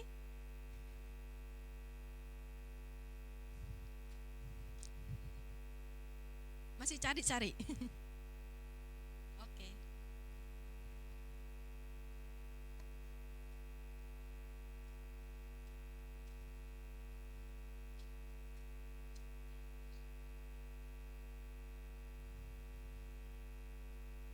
Oke, apakah hasilnya ada yang sama persis? Adakah? Beneran persis gitu ya, kalimatnya juga persis, terus poinnya juga persis gitu. Adakah? Enggak ada. Ada yang mirip? Mirip dikit. Tapi promptnya sama kan ya? Ya. Oke, mirip ya. Ya, kami juga akan ini ya, sharingkan. Ya, hasil dari PA kami dengan bantuan AI, ya kurang lebih hasilnya seperti ini teman-teman. Jadi untuk penulis sendiri ya, kitab Daniel ini diyakini ditulis oleh Daniel sendiri, terus lalu ada latar belakang tentang sejarah, lalu ada latar belakang tentang budaya, sosiopolitik, dan juga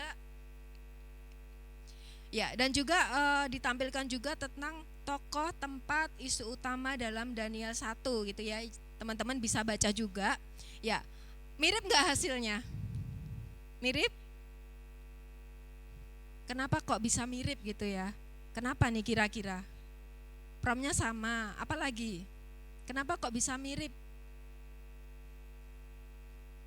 Ya, kita ini ya, ada satu hal yang mungkin aku bisa infokan juga. Jadi alat AI yang teman-teman pakai, entah itu ChatGPT, entah itu Perplexity ataupun Gemini, kok hasilnya bisa mirip? Ini karena jawaban di AI ini itu merupakan sintesis gitu ya dari pengetahuan yang triliunan gitu ya, yang sudah dikurasi gitu. Jadi hasilnya pasti akan mirip-mirip walaupun nggak sama persis gitu ya. Ya, jadi nggak apa-apa. Yang penting teman-teman sudah ini ya, sudah bisa melakukan praktik langsung.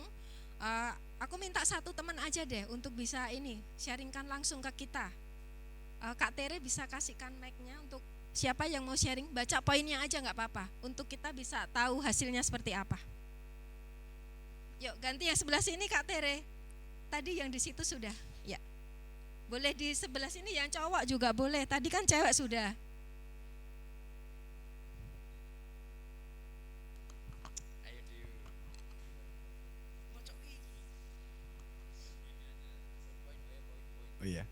Jadi dari yang saya dapat di sini, oh iya,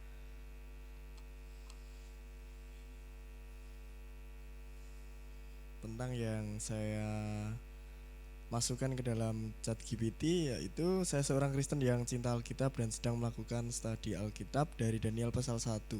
Tolong berikan penulis latar belakang dan konteks dari Daniel 1. Nah, di sini saya dapat kitab Daniel tradisionalnya dikaitkan dengan Daniel, seorang nabi, tokoh utama dalam kitab, dan penulisnya adalah Daniel. Terus sejarahnya, kitab Daniel ditulis pada masa pembuangan Babilonia pada 605 sampai 539 sebelum Masehi. Tempat dan waktu, latar belakang utama dari pasal ini adalah Babel. Kemudian masuk ke konteks, ada penawanan dan pendidikan. Ini pasal 1 mencatat peristiwa penawanan Daniel dan 3 teman sebayanya. Kemudian kesetiaan kepada Tuhan. Meskipun di lingkungan yang tertekan dan asing, Daniel dan teman-temannya tetap setia pada hukum Tuhan. Kemudian ayat penting dari Daniel 1, ada Daniel 1 ayat 8, Daniel 1 ayat 17. Pasal 1 dari kitab Daniel memperkenalkan tema-tema penting yang akan berkembang sepanjang kitab, termasuk kesetiaan terhadap Tuhan di tengah-tengah situasi yang menantang dan pengaruh kebudayaan yang berbeda. Terima kasih. Oke, ya hasilnya kurang lebih sebenarnya sama teman-teman. Jadi gitu ya, nanti kalau teman-teman mau praktek ya, jadi bisa pastikan promptnya itu fokus, jadi bisa menolong teman-teman untuk bisa lebih dalam lagi gitu ya, untuk mendalami teks yang sedang dipelajari. Oke, langkah yang kedua adalah investigasi. Ya, jadi di sini teman-teman akan bisa menggali lebih dalam lagi dengan memanfaatkan pertanyaan 5W 2H. Ada yang aneh enggak? Kok 5W 2H? Biasanya 1H. Kenapa ini? Ada H satu lagi ini apa kira-kira? Ya, biasanya apa? Biasanya how ya. Jadi ini ada tambahan satu lagi tuh, bisa how many atau how much gitu ya. Oke, teman-teman bisa praktek ya, bisa tuliskan prompt yang sudah disediakan. Tolong berikan pertanyaan 5W plus 2H untuk saya belajar lebih lanjut Daniel 1.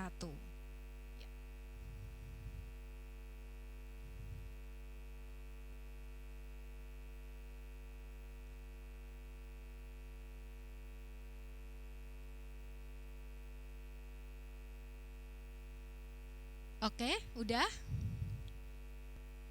Ya, ini karena waktu juga ya, jadi nanti teman-teman bisa sharing sama temennya, bisa setelah ini gitu ya. Jadi kalau dari kami hasilnya kurang lebih seperti ini teman-teman. Jadi wordnya itu terkait dengan Daniel 1, mengisahkan tentang penaklukan Yerusalem oleh Raja Nebukadnezar dari Babel dan pemilihan beberapa pemuda Israel yang terpilih untuk dilatih di istana kerajaan Babel. Lalu who-nya itu siapa aja yang terlibat di peristiwa ini, ya ada banyak tokoh ya.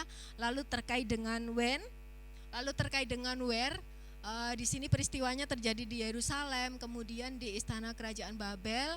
Lalu why-nya, ya peristiwa ini terjadi sebagai bagian dari pembuangan orang Israel ke Babel dan mengilustrasikan pengujian iman, kesetiaan dan kepatuhan terhadap Allah di tengah situasi yang sulit gitu ya. Lalu how, dan juga yang terakhir ada tambahan terkait dengan berapa banyak pemuda atau pemuda-pemuda yang terpilih atau yang terlibat di dalam peristiwa ini.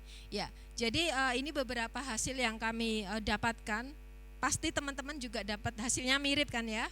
Oke, kita langsung lanjut aja ya ke bagian ketiga nih, terkait dengan ajaran. Jadi langkah 1, langkah 2 itu kita masuk ke Alkitab ya, menggali, kita mencari hal-hal yang penting untuk bisa tahu lebih dalam. Lalu yang ketiga ini lebih ke implementasi. Oke, ajaran. Silakan teman-teman bisa mengetikkan promptnya, karena di sini nanti kita akan bisa mendapatkan tambahan gitu ya tentang poin-poin penting, pelajaran-pelajaran yang bisa kita ambil dari Daniel 1. Ya, silakan. Bisa tuliskan, saya sudah mempelajari poin-poin penting dari kitab Daniel 1. Berikan pertanyaan refleksi tambahan untuk saya pelajari lebih dalam. Ya.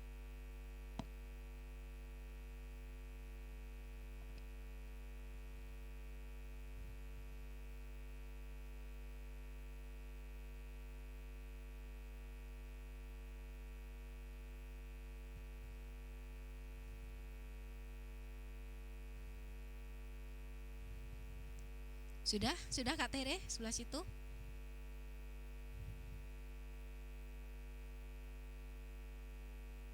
Oke, bagi yang sudah, ini hasil yang kami dapatkan juga teman-teman, bisa dibaca juga ya, cukup banyak. Ini terkait dengan refleksi dan juga hal-hal praktis yang bisa didapatkan. Ya, ada 4 poin yang kami dapatkan untuk bagian refleksi. Lalu di bagian praktisnya ada 4 poin. Ya, cukup banyak juga. Kira-kira teman-teman dapat banyak juga enggak? Iya, dapat banyak juga ya. Oke, kita lanjut ke langkah yang keempat nih, yang terakhir, yaitu implementasi ya. Jadi di sini nanti setelah kita itu membuat kesimpulan ya secara pribadi ya, kita secara pribadi sudah bikin ya tadi waktu baca Alkitab, dan dengan bantuan AI pun kita juga sudah dapat tambahan. Jadi setelahnya kita perlu nih untuk bisa menerapkan gitu ya apa yang sudah kita pelajari ini dalam kehidupan kita sehari-hari. Ya, teman-teman bisa ketikkan prompt-nya untuk bagian implementasi ini.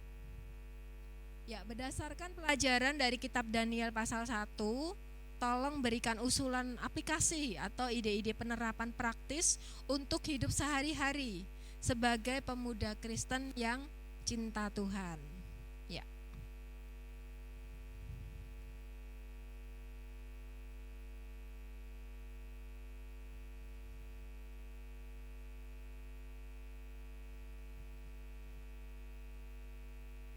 Oke, sudah? Panjang prompt-nya?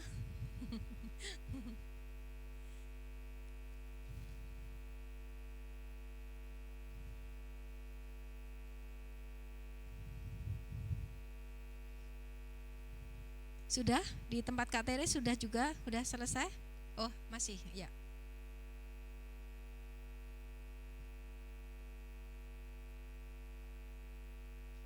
Oke, ya.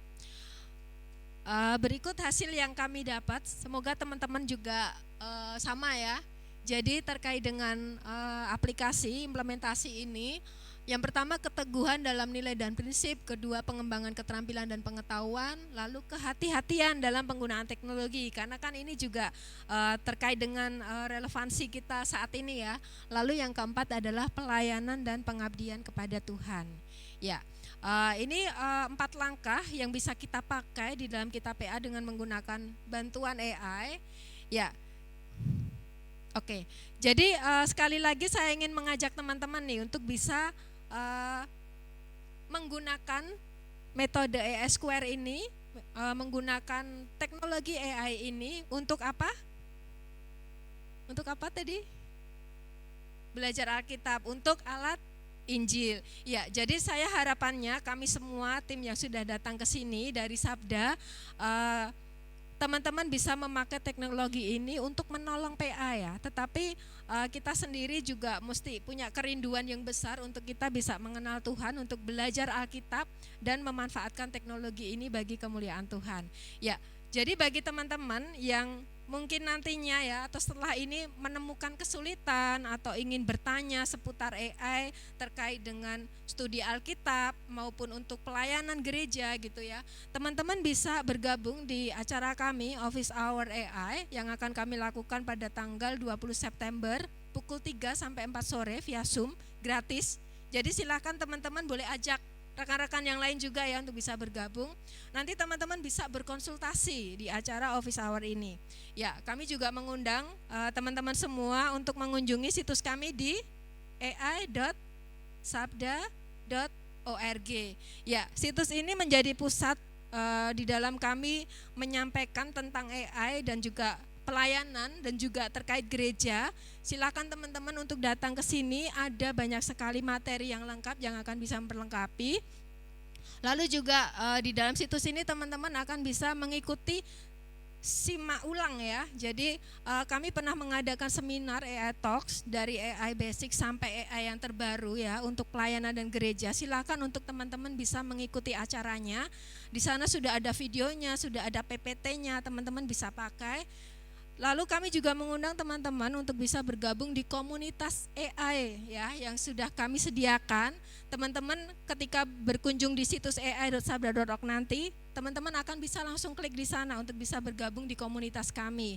Ya, jadi ada komunitas yang ada di WhatsApp group yaitu AI for God dan AI for Church. Lalu kami juga ada bisa bergabung juga di komunitas Facebook juga ya yang terkait dengan AI. Jadi silakan teman-teman untuk tidak hanya di sini tetapi juga bisa menginformasikan kepada rekan-rekan yang lain ya.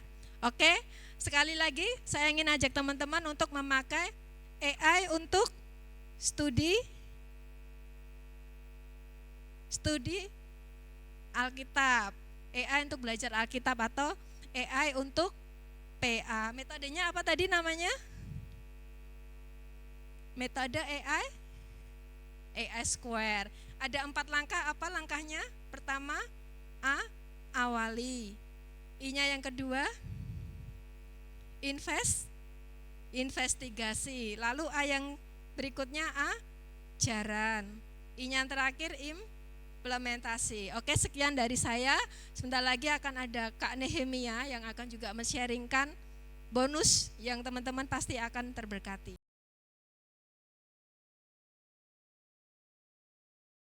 Ya, halo teman-teman semua. Selamat malam. Masih semangat ya? Ya, saya akan coba cepat. Saya udah bilang ke Kak Gloria minta tambahan beberapa waktu. Saya akan menyampaikan sebelumnya ya, yang Alkitab GPT.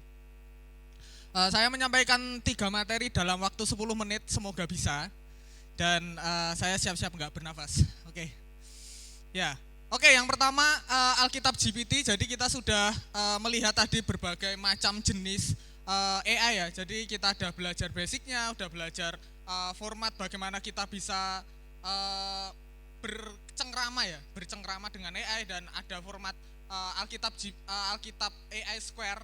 Nah, itu kita bisa belajar bersama, dan ini adalah Alkitab GPT. Jadi ini salah satu produk dari ratusan banyak produk yang sudah Sabda buat, Sabda kerjakan, dan Sabda bagikan kepada para pengguna ini ya, produknya Sabda. Ini adalah conversational Bible. Jadi ini base-nya tetap pakai ChatGPT. Jadi apa yang membedakan ya? Yang membedakan antara ChatGPT dan Alkitab GPT sebenarnya sama. Jadi Alkitab GPT ini adalah alat yang digunakan untuk kita belajar Alkitab. Sama-sama untuk belajar Alkitab, tetapi yang membedakan adalah sumbernya. Sumbernya berbeda. Kita menggunakan API dari ChatGPT, khususnya ChatGPT 4. Kalau sekarang kan yang dulu itu yang pertama kan 3.5. Nah, sekarang ada 4.0, dan ini adalah ChatGPT 4 yang berbayar. Jadi kita mengambil API-nya, terus kemudian kita olah, atau kalau bahasa teknisnya itu di grounding. Di grounding itu kita ngajarin AI untuk, oh ini loh, kamu digunakan untuk PA, kamu dikhususkan untuk belajar Alkitab, kamu digunakan untuk menolong orang Kristen bisa memahami Alkitab, bertumbuh dalam kekristenan, dan lain sebagainya. Ini adalah kespesialan dari Alkitab GPT sendiri. Dan ini adalah fitur-fitur yang ada di Alkitab GPT. Ada nomor strong, ada kamus, ada tafsiran, ada lain sebagainya yang menolong untuk kita bisa menyiapkan khotbah, sharing firman, ataupun cerita sekolah minggu. Dan sangat lengkap dalam satu alat, bisa ada banyak fungsi. Terus kemudian ini adalah contoh-contohnya, contoh screenshot penggunaan fungsi dan fitur-fitur yang ada di dalam Alkitab GPT. Ini adalah contoh dari penggunaan nomor strong. Mungkin teman-teman enggak terlalu familiar dengan nomor strong. Jadi nomor strong itu adalah satu satu cara agar kita bisa mengerti ini bahasa aslinya apa ya, bahasa Yunaninya apa, Ibraninya apa, bahasa Aramnya apa, agar kita bisa menyampaikan setiap firman ataupun setiap hal kayak belajar Alkitab kan kita harus mendalam juga. Nah, itu bisa menolong. Terus kemudian ada hal-hal lainnya seperti ini. Ada cerita sekolah minggu di Alkitab GPT, kita juga bisa membuat cerita sekolah minggu. Ini ada Daniel, terus nanti bisa disesuaikan lagi dengan hal-hal lainnya. Nah, bisa membuat gambar juga. Jadi di Alkitab GPT ini ketika kita mengetikkan prompt, ketika mengetikkan satu prompt, nanti akan membuat gambar. Ini adalah gambar Daniel sesuai dengan style yang sudah ditentukan. Ada juga versi minion. Nah, terus kemudian ini ada versi yang lebih dewasa. Jadi ini kan gambar stylenya orang-orang dewasa ya. Terus kemudian kalau untuk anak-anak ada Lego. Jadi kita bisa membuat berkreasi dengan gambar-gambar yang ada itu dengan mengetikkan teks atau mengetikkan prompt itu. Nah, terus ini ada juga, ini ada jenis-jenis lain, ada versinya anime, ada lain sebagainya. Sesuai dengan target audiens kita siapa? Anak-anak umur berapa, remaja, pemuda atau lain sebagainya. Nah, ini ada juga contoh-contoh lain, ada kisahnya Daniel di Gua Singa. Kita juga dari Sabda sudah mengenerate ini untuk contoh pada malam hari ini. Ada juga kisahnya Yunus ketika dimuntahkan oleh ikan. Visualnya sangat dapat sekali. Saya paling suka gambarnya ini, gambarnya Yunus ketika dimuntahkan oleh ikan karena memang tergambarkan. Walaupun nggak tahu ini jenis ikannya apa, karena di Alkitab kan juga nggak dijelaskan jenis Alkitab apa yang menelan dan memuntahkan Yunus. Nah, ini ada contoh lain, membuat lirik lagu berdasarkan ayat Alkitab. Terus kemudian ini contohnya, kita generate-nya dari teksnya itu pakai Alkitab GPT, terus Suno digunakan untuk membuat lagunya. Nah, oke. Selanjutnya ini materi selanjutnya, Badeno, baca dengar nonton Alkitab bersama AI, salah satu produk Sabda juga yang dulu Sabda kembangkan beberapa tahun yang lalu, yaitu Badeno klasik. Tapi sekarang seiring berjalannya teknologi, seiring berjalannya berkembangnya zaman, AI mulai masuk dan kita menginovasi Badeno tidak hanya baca dan mendengar dan menonton Alkitab saja, tetapi bagaimana kita bisa berstudi, kita bisa berbagi Alkitab, bisa menonton Alkitab, bisa menikmati Alkitab lebih lagi, lebih lagi, yaitu dengan menggunakan AI sebagai asisten kita, sebagai alat untuk menolong kita mendalami firman Tuhan lebih dalam lagi. Nah, situsnya ada di sabda.id/badeno. Terus kemudian ada beberapa hal lain yang saya sampaikan tadi, bahwa kita adalah base-nya Media First Bible, karena saya juga di Sabda banyak bekerja di media konten, buat konsep dan lain sebagainya. Ini sangat menolong sekali bagaimana menolong orang untuk belajar Alkitab dengan base-nya adalah media. Nah, ini adalah gambar berandanya dari Badeno. Terus Badeno digunakan untuk AI for God pastinya, Badeno AI itu tadi untuk belajar Alkitab dan kembali lagi untuk kemuliaan nama Tuhan. Nah, ini ada satu menu Badeno Plus, yaitu Badeno AI. Nah, di sini teman-teman bisa mendapatkan ringkasan dari pasal itu, dan ini adalah satu disiplin rohani. Jadi mungkin untuk teman-teman yang masih kebingungan, belajar Alkitab mulainya dari mana, baca Alkitab dari mana, mulai dari mana, bisa pakai Badeno, karena Badeno ini adalah disiplin rohani. Jadi tiap hari itu akan berubah-ubah ayatnya sudah terjadwal secara otomatis, berganti setiap hari. Nah, di masing-masing pasal itu kita bisa menemukan ringkasan, pengantar, topik, kata kunci, pelajaran, dan juga pertanyaan untuk memancing diskusi ketika kita belajar Alkitab bersama teman-teman. Nah, ini adalah fitur-fiturnya. Jadi ada kata kunci, terus ini juga yang base-nya tetap sama, pakai Alkitab GPT, tetapi yang membedakan di sini adalah ketika kita menggunakan Badeno, kita nggak harus mengetikkan prompt, tetapi sudah disediakan dan sudah dikategorikan, sudah dikurasi agar sesuai dengan pasal tersebut. Nah, kemudian ini lebih detail lagi untuk tema-temanya. Nah, ini adalah contoh-contoh dari penggunaan. Cepat saja. Nah, dari sini belajar Alkitab akan lebih menyenangkan dengan AI karena ada banyak metode, ada banyak cara, dan Badeno ini merupakan salah satu metode yang Sabda buat juga, selain metode Sabda sendiri, metode AI Square, dan juga ada metode Badeno. Sebenarnya ada banyak sekali metode-metode yang ada seperti WBG, BGA, dan lain-lain. Nah, Badeno silahkan gabung ke WhatsApp grupnya Badeno. Di sini teman-teman bisa menyampaikan, bisa sharing tentang PA yang teman-teman sudah dapatkan agar bisa menjadi berkat untuk sesama. Nah, oke, materi selanjutnya, sorry cepat banget.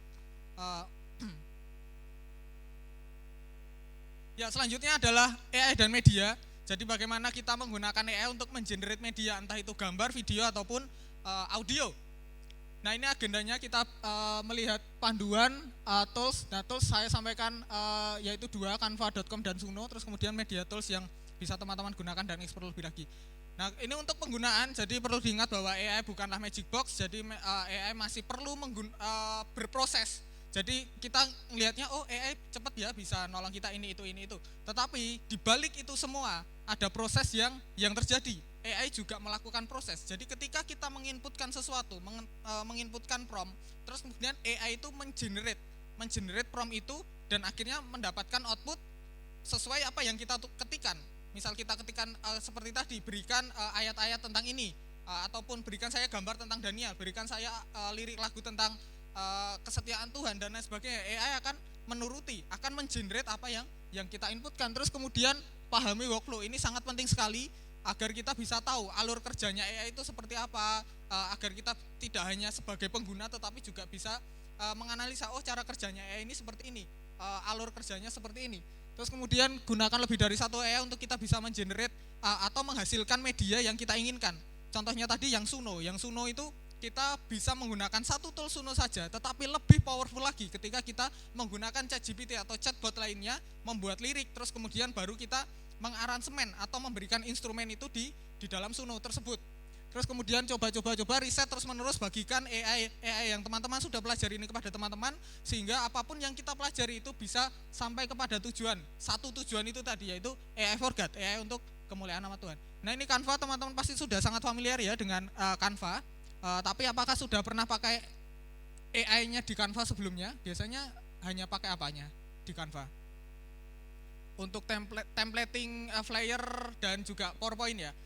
Ya, oke. Nah, kali ini kita bisa mengenerate gambar melalui Canva. Jadi ini adalah contoh-contohnya. Nah, kalau atas ini tadi Alkitab GPT, kalau yang bawah ini adalah di-generate menggunakan Canva. Jadi di satu Canva itu ada satu menu, yaitu Magic Studio. Nah, di Magic Studio itu ada banyak sekali alat kayak color grading, ada juga remove background, ada smart remove, smart move dan lain sebagainya. Nah, salah satunya adalah image generator. Nah, ini salah satu hal juga yang kita generate di kantor menggunakan AI. Ini menggunakan lebih dari 2 AI. Jadi kita menggunakan AI ini dikombin gini, dijadikan satu, dan kemudian masih ada proses panjang di situ. Nah, terus kemudian ini Canva. Jadi mungkin kita coba sebentar ya, coba tools ini ya, bisa dibuka Canva-nya sebentar saja. Nah, dibuka Canva-nya, terus ini tampilannya, nih contoh-contohnya ini, silakan dicoba sebentar saja. Kita buat ini ya, desainnya itu yang Instagram Square, yang 1080.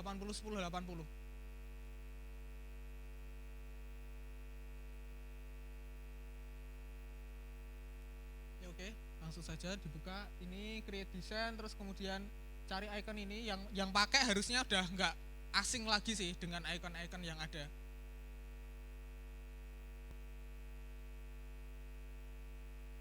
Oke, kalau sudah ini ya, ketikan promnya yang Tuhan Yesus memakai jubah putih dan lain-lain. Belum? Kalau sudah, nanti tampilannya seperti ini.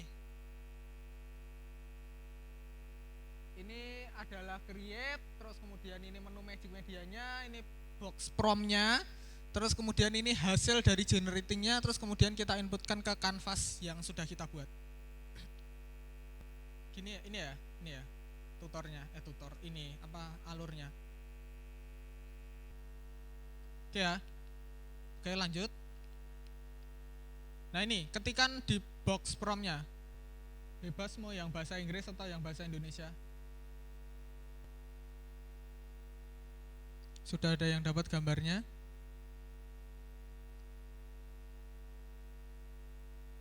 Udah di generate? Hasilnya apa? Yuk, bisa satu orang men-sharingkan hasilnya.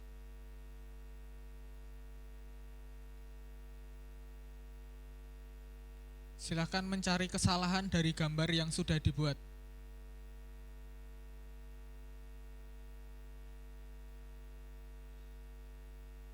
Sudah sesuai prompt, kayaknya hasilnya akan tetap berbeda.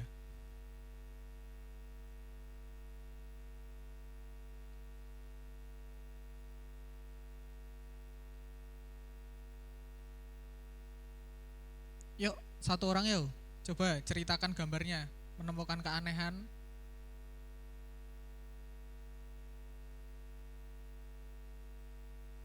Ya, yuk, silakan. Ya, terus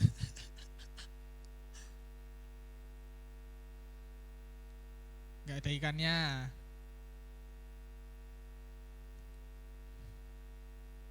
J. Nggak ada rotinya banyak, Ya, lebih dari 5. ya. Ikannya 2, ada kura-kuranya. Kura-kura? Ya, nih. Iki lho. Biru lho.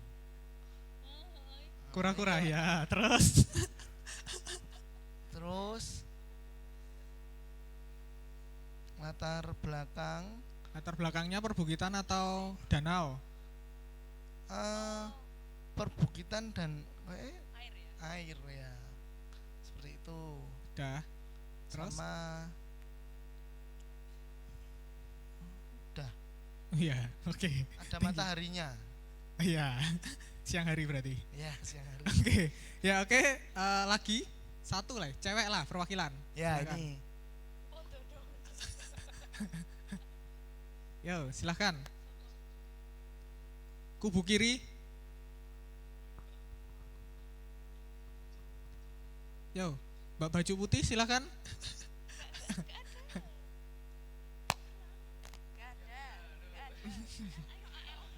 Ayo cewek satu.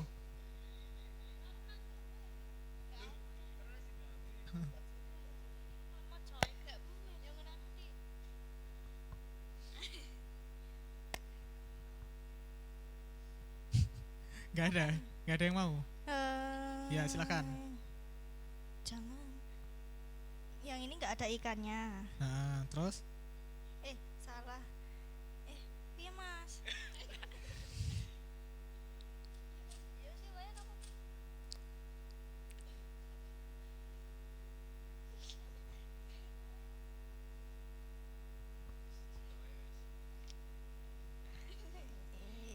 Ini nggak ada rotinya. gak ada apanya? Roti. Ya, terus Ikannya ada banyak. 6. Nah, terus Terus backgroundnya itu pegunungan ya, sama senja kayaknya. senja. Wah, Iya. anak indie. Terus Udah sih. udah. Satu ikan 6, satu roti 5. Ya saling berbagi ya. Jadi kita bandingkan itu. Ya oke teman-teman lanjut. Waktu sudah sangat mepet. Nah ini adalah contoh-contoh lain yang bisa Canva buat. Jadi saya bilang Canva bahwa Canva itu bukan hanya digunakan untuk desain dan PowerPoint, tetapi Canva juga bisa dilakukan untuk mengedit video. Karena saya sendiri di Sabda itu mengedit video menggunakan Canva.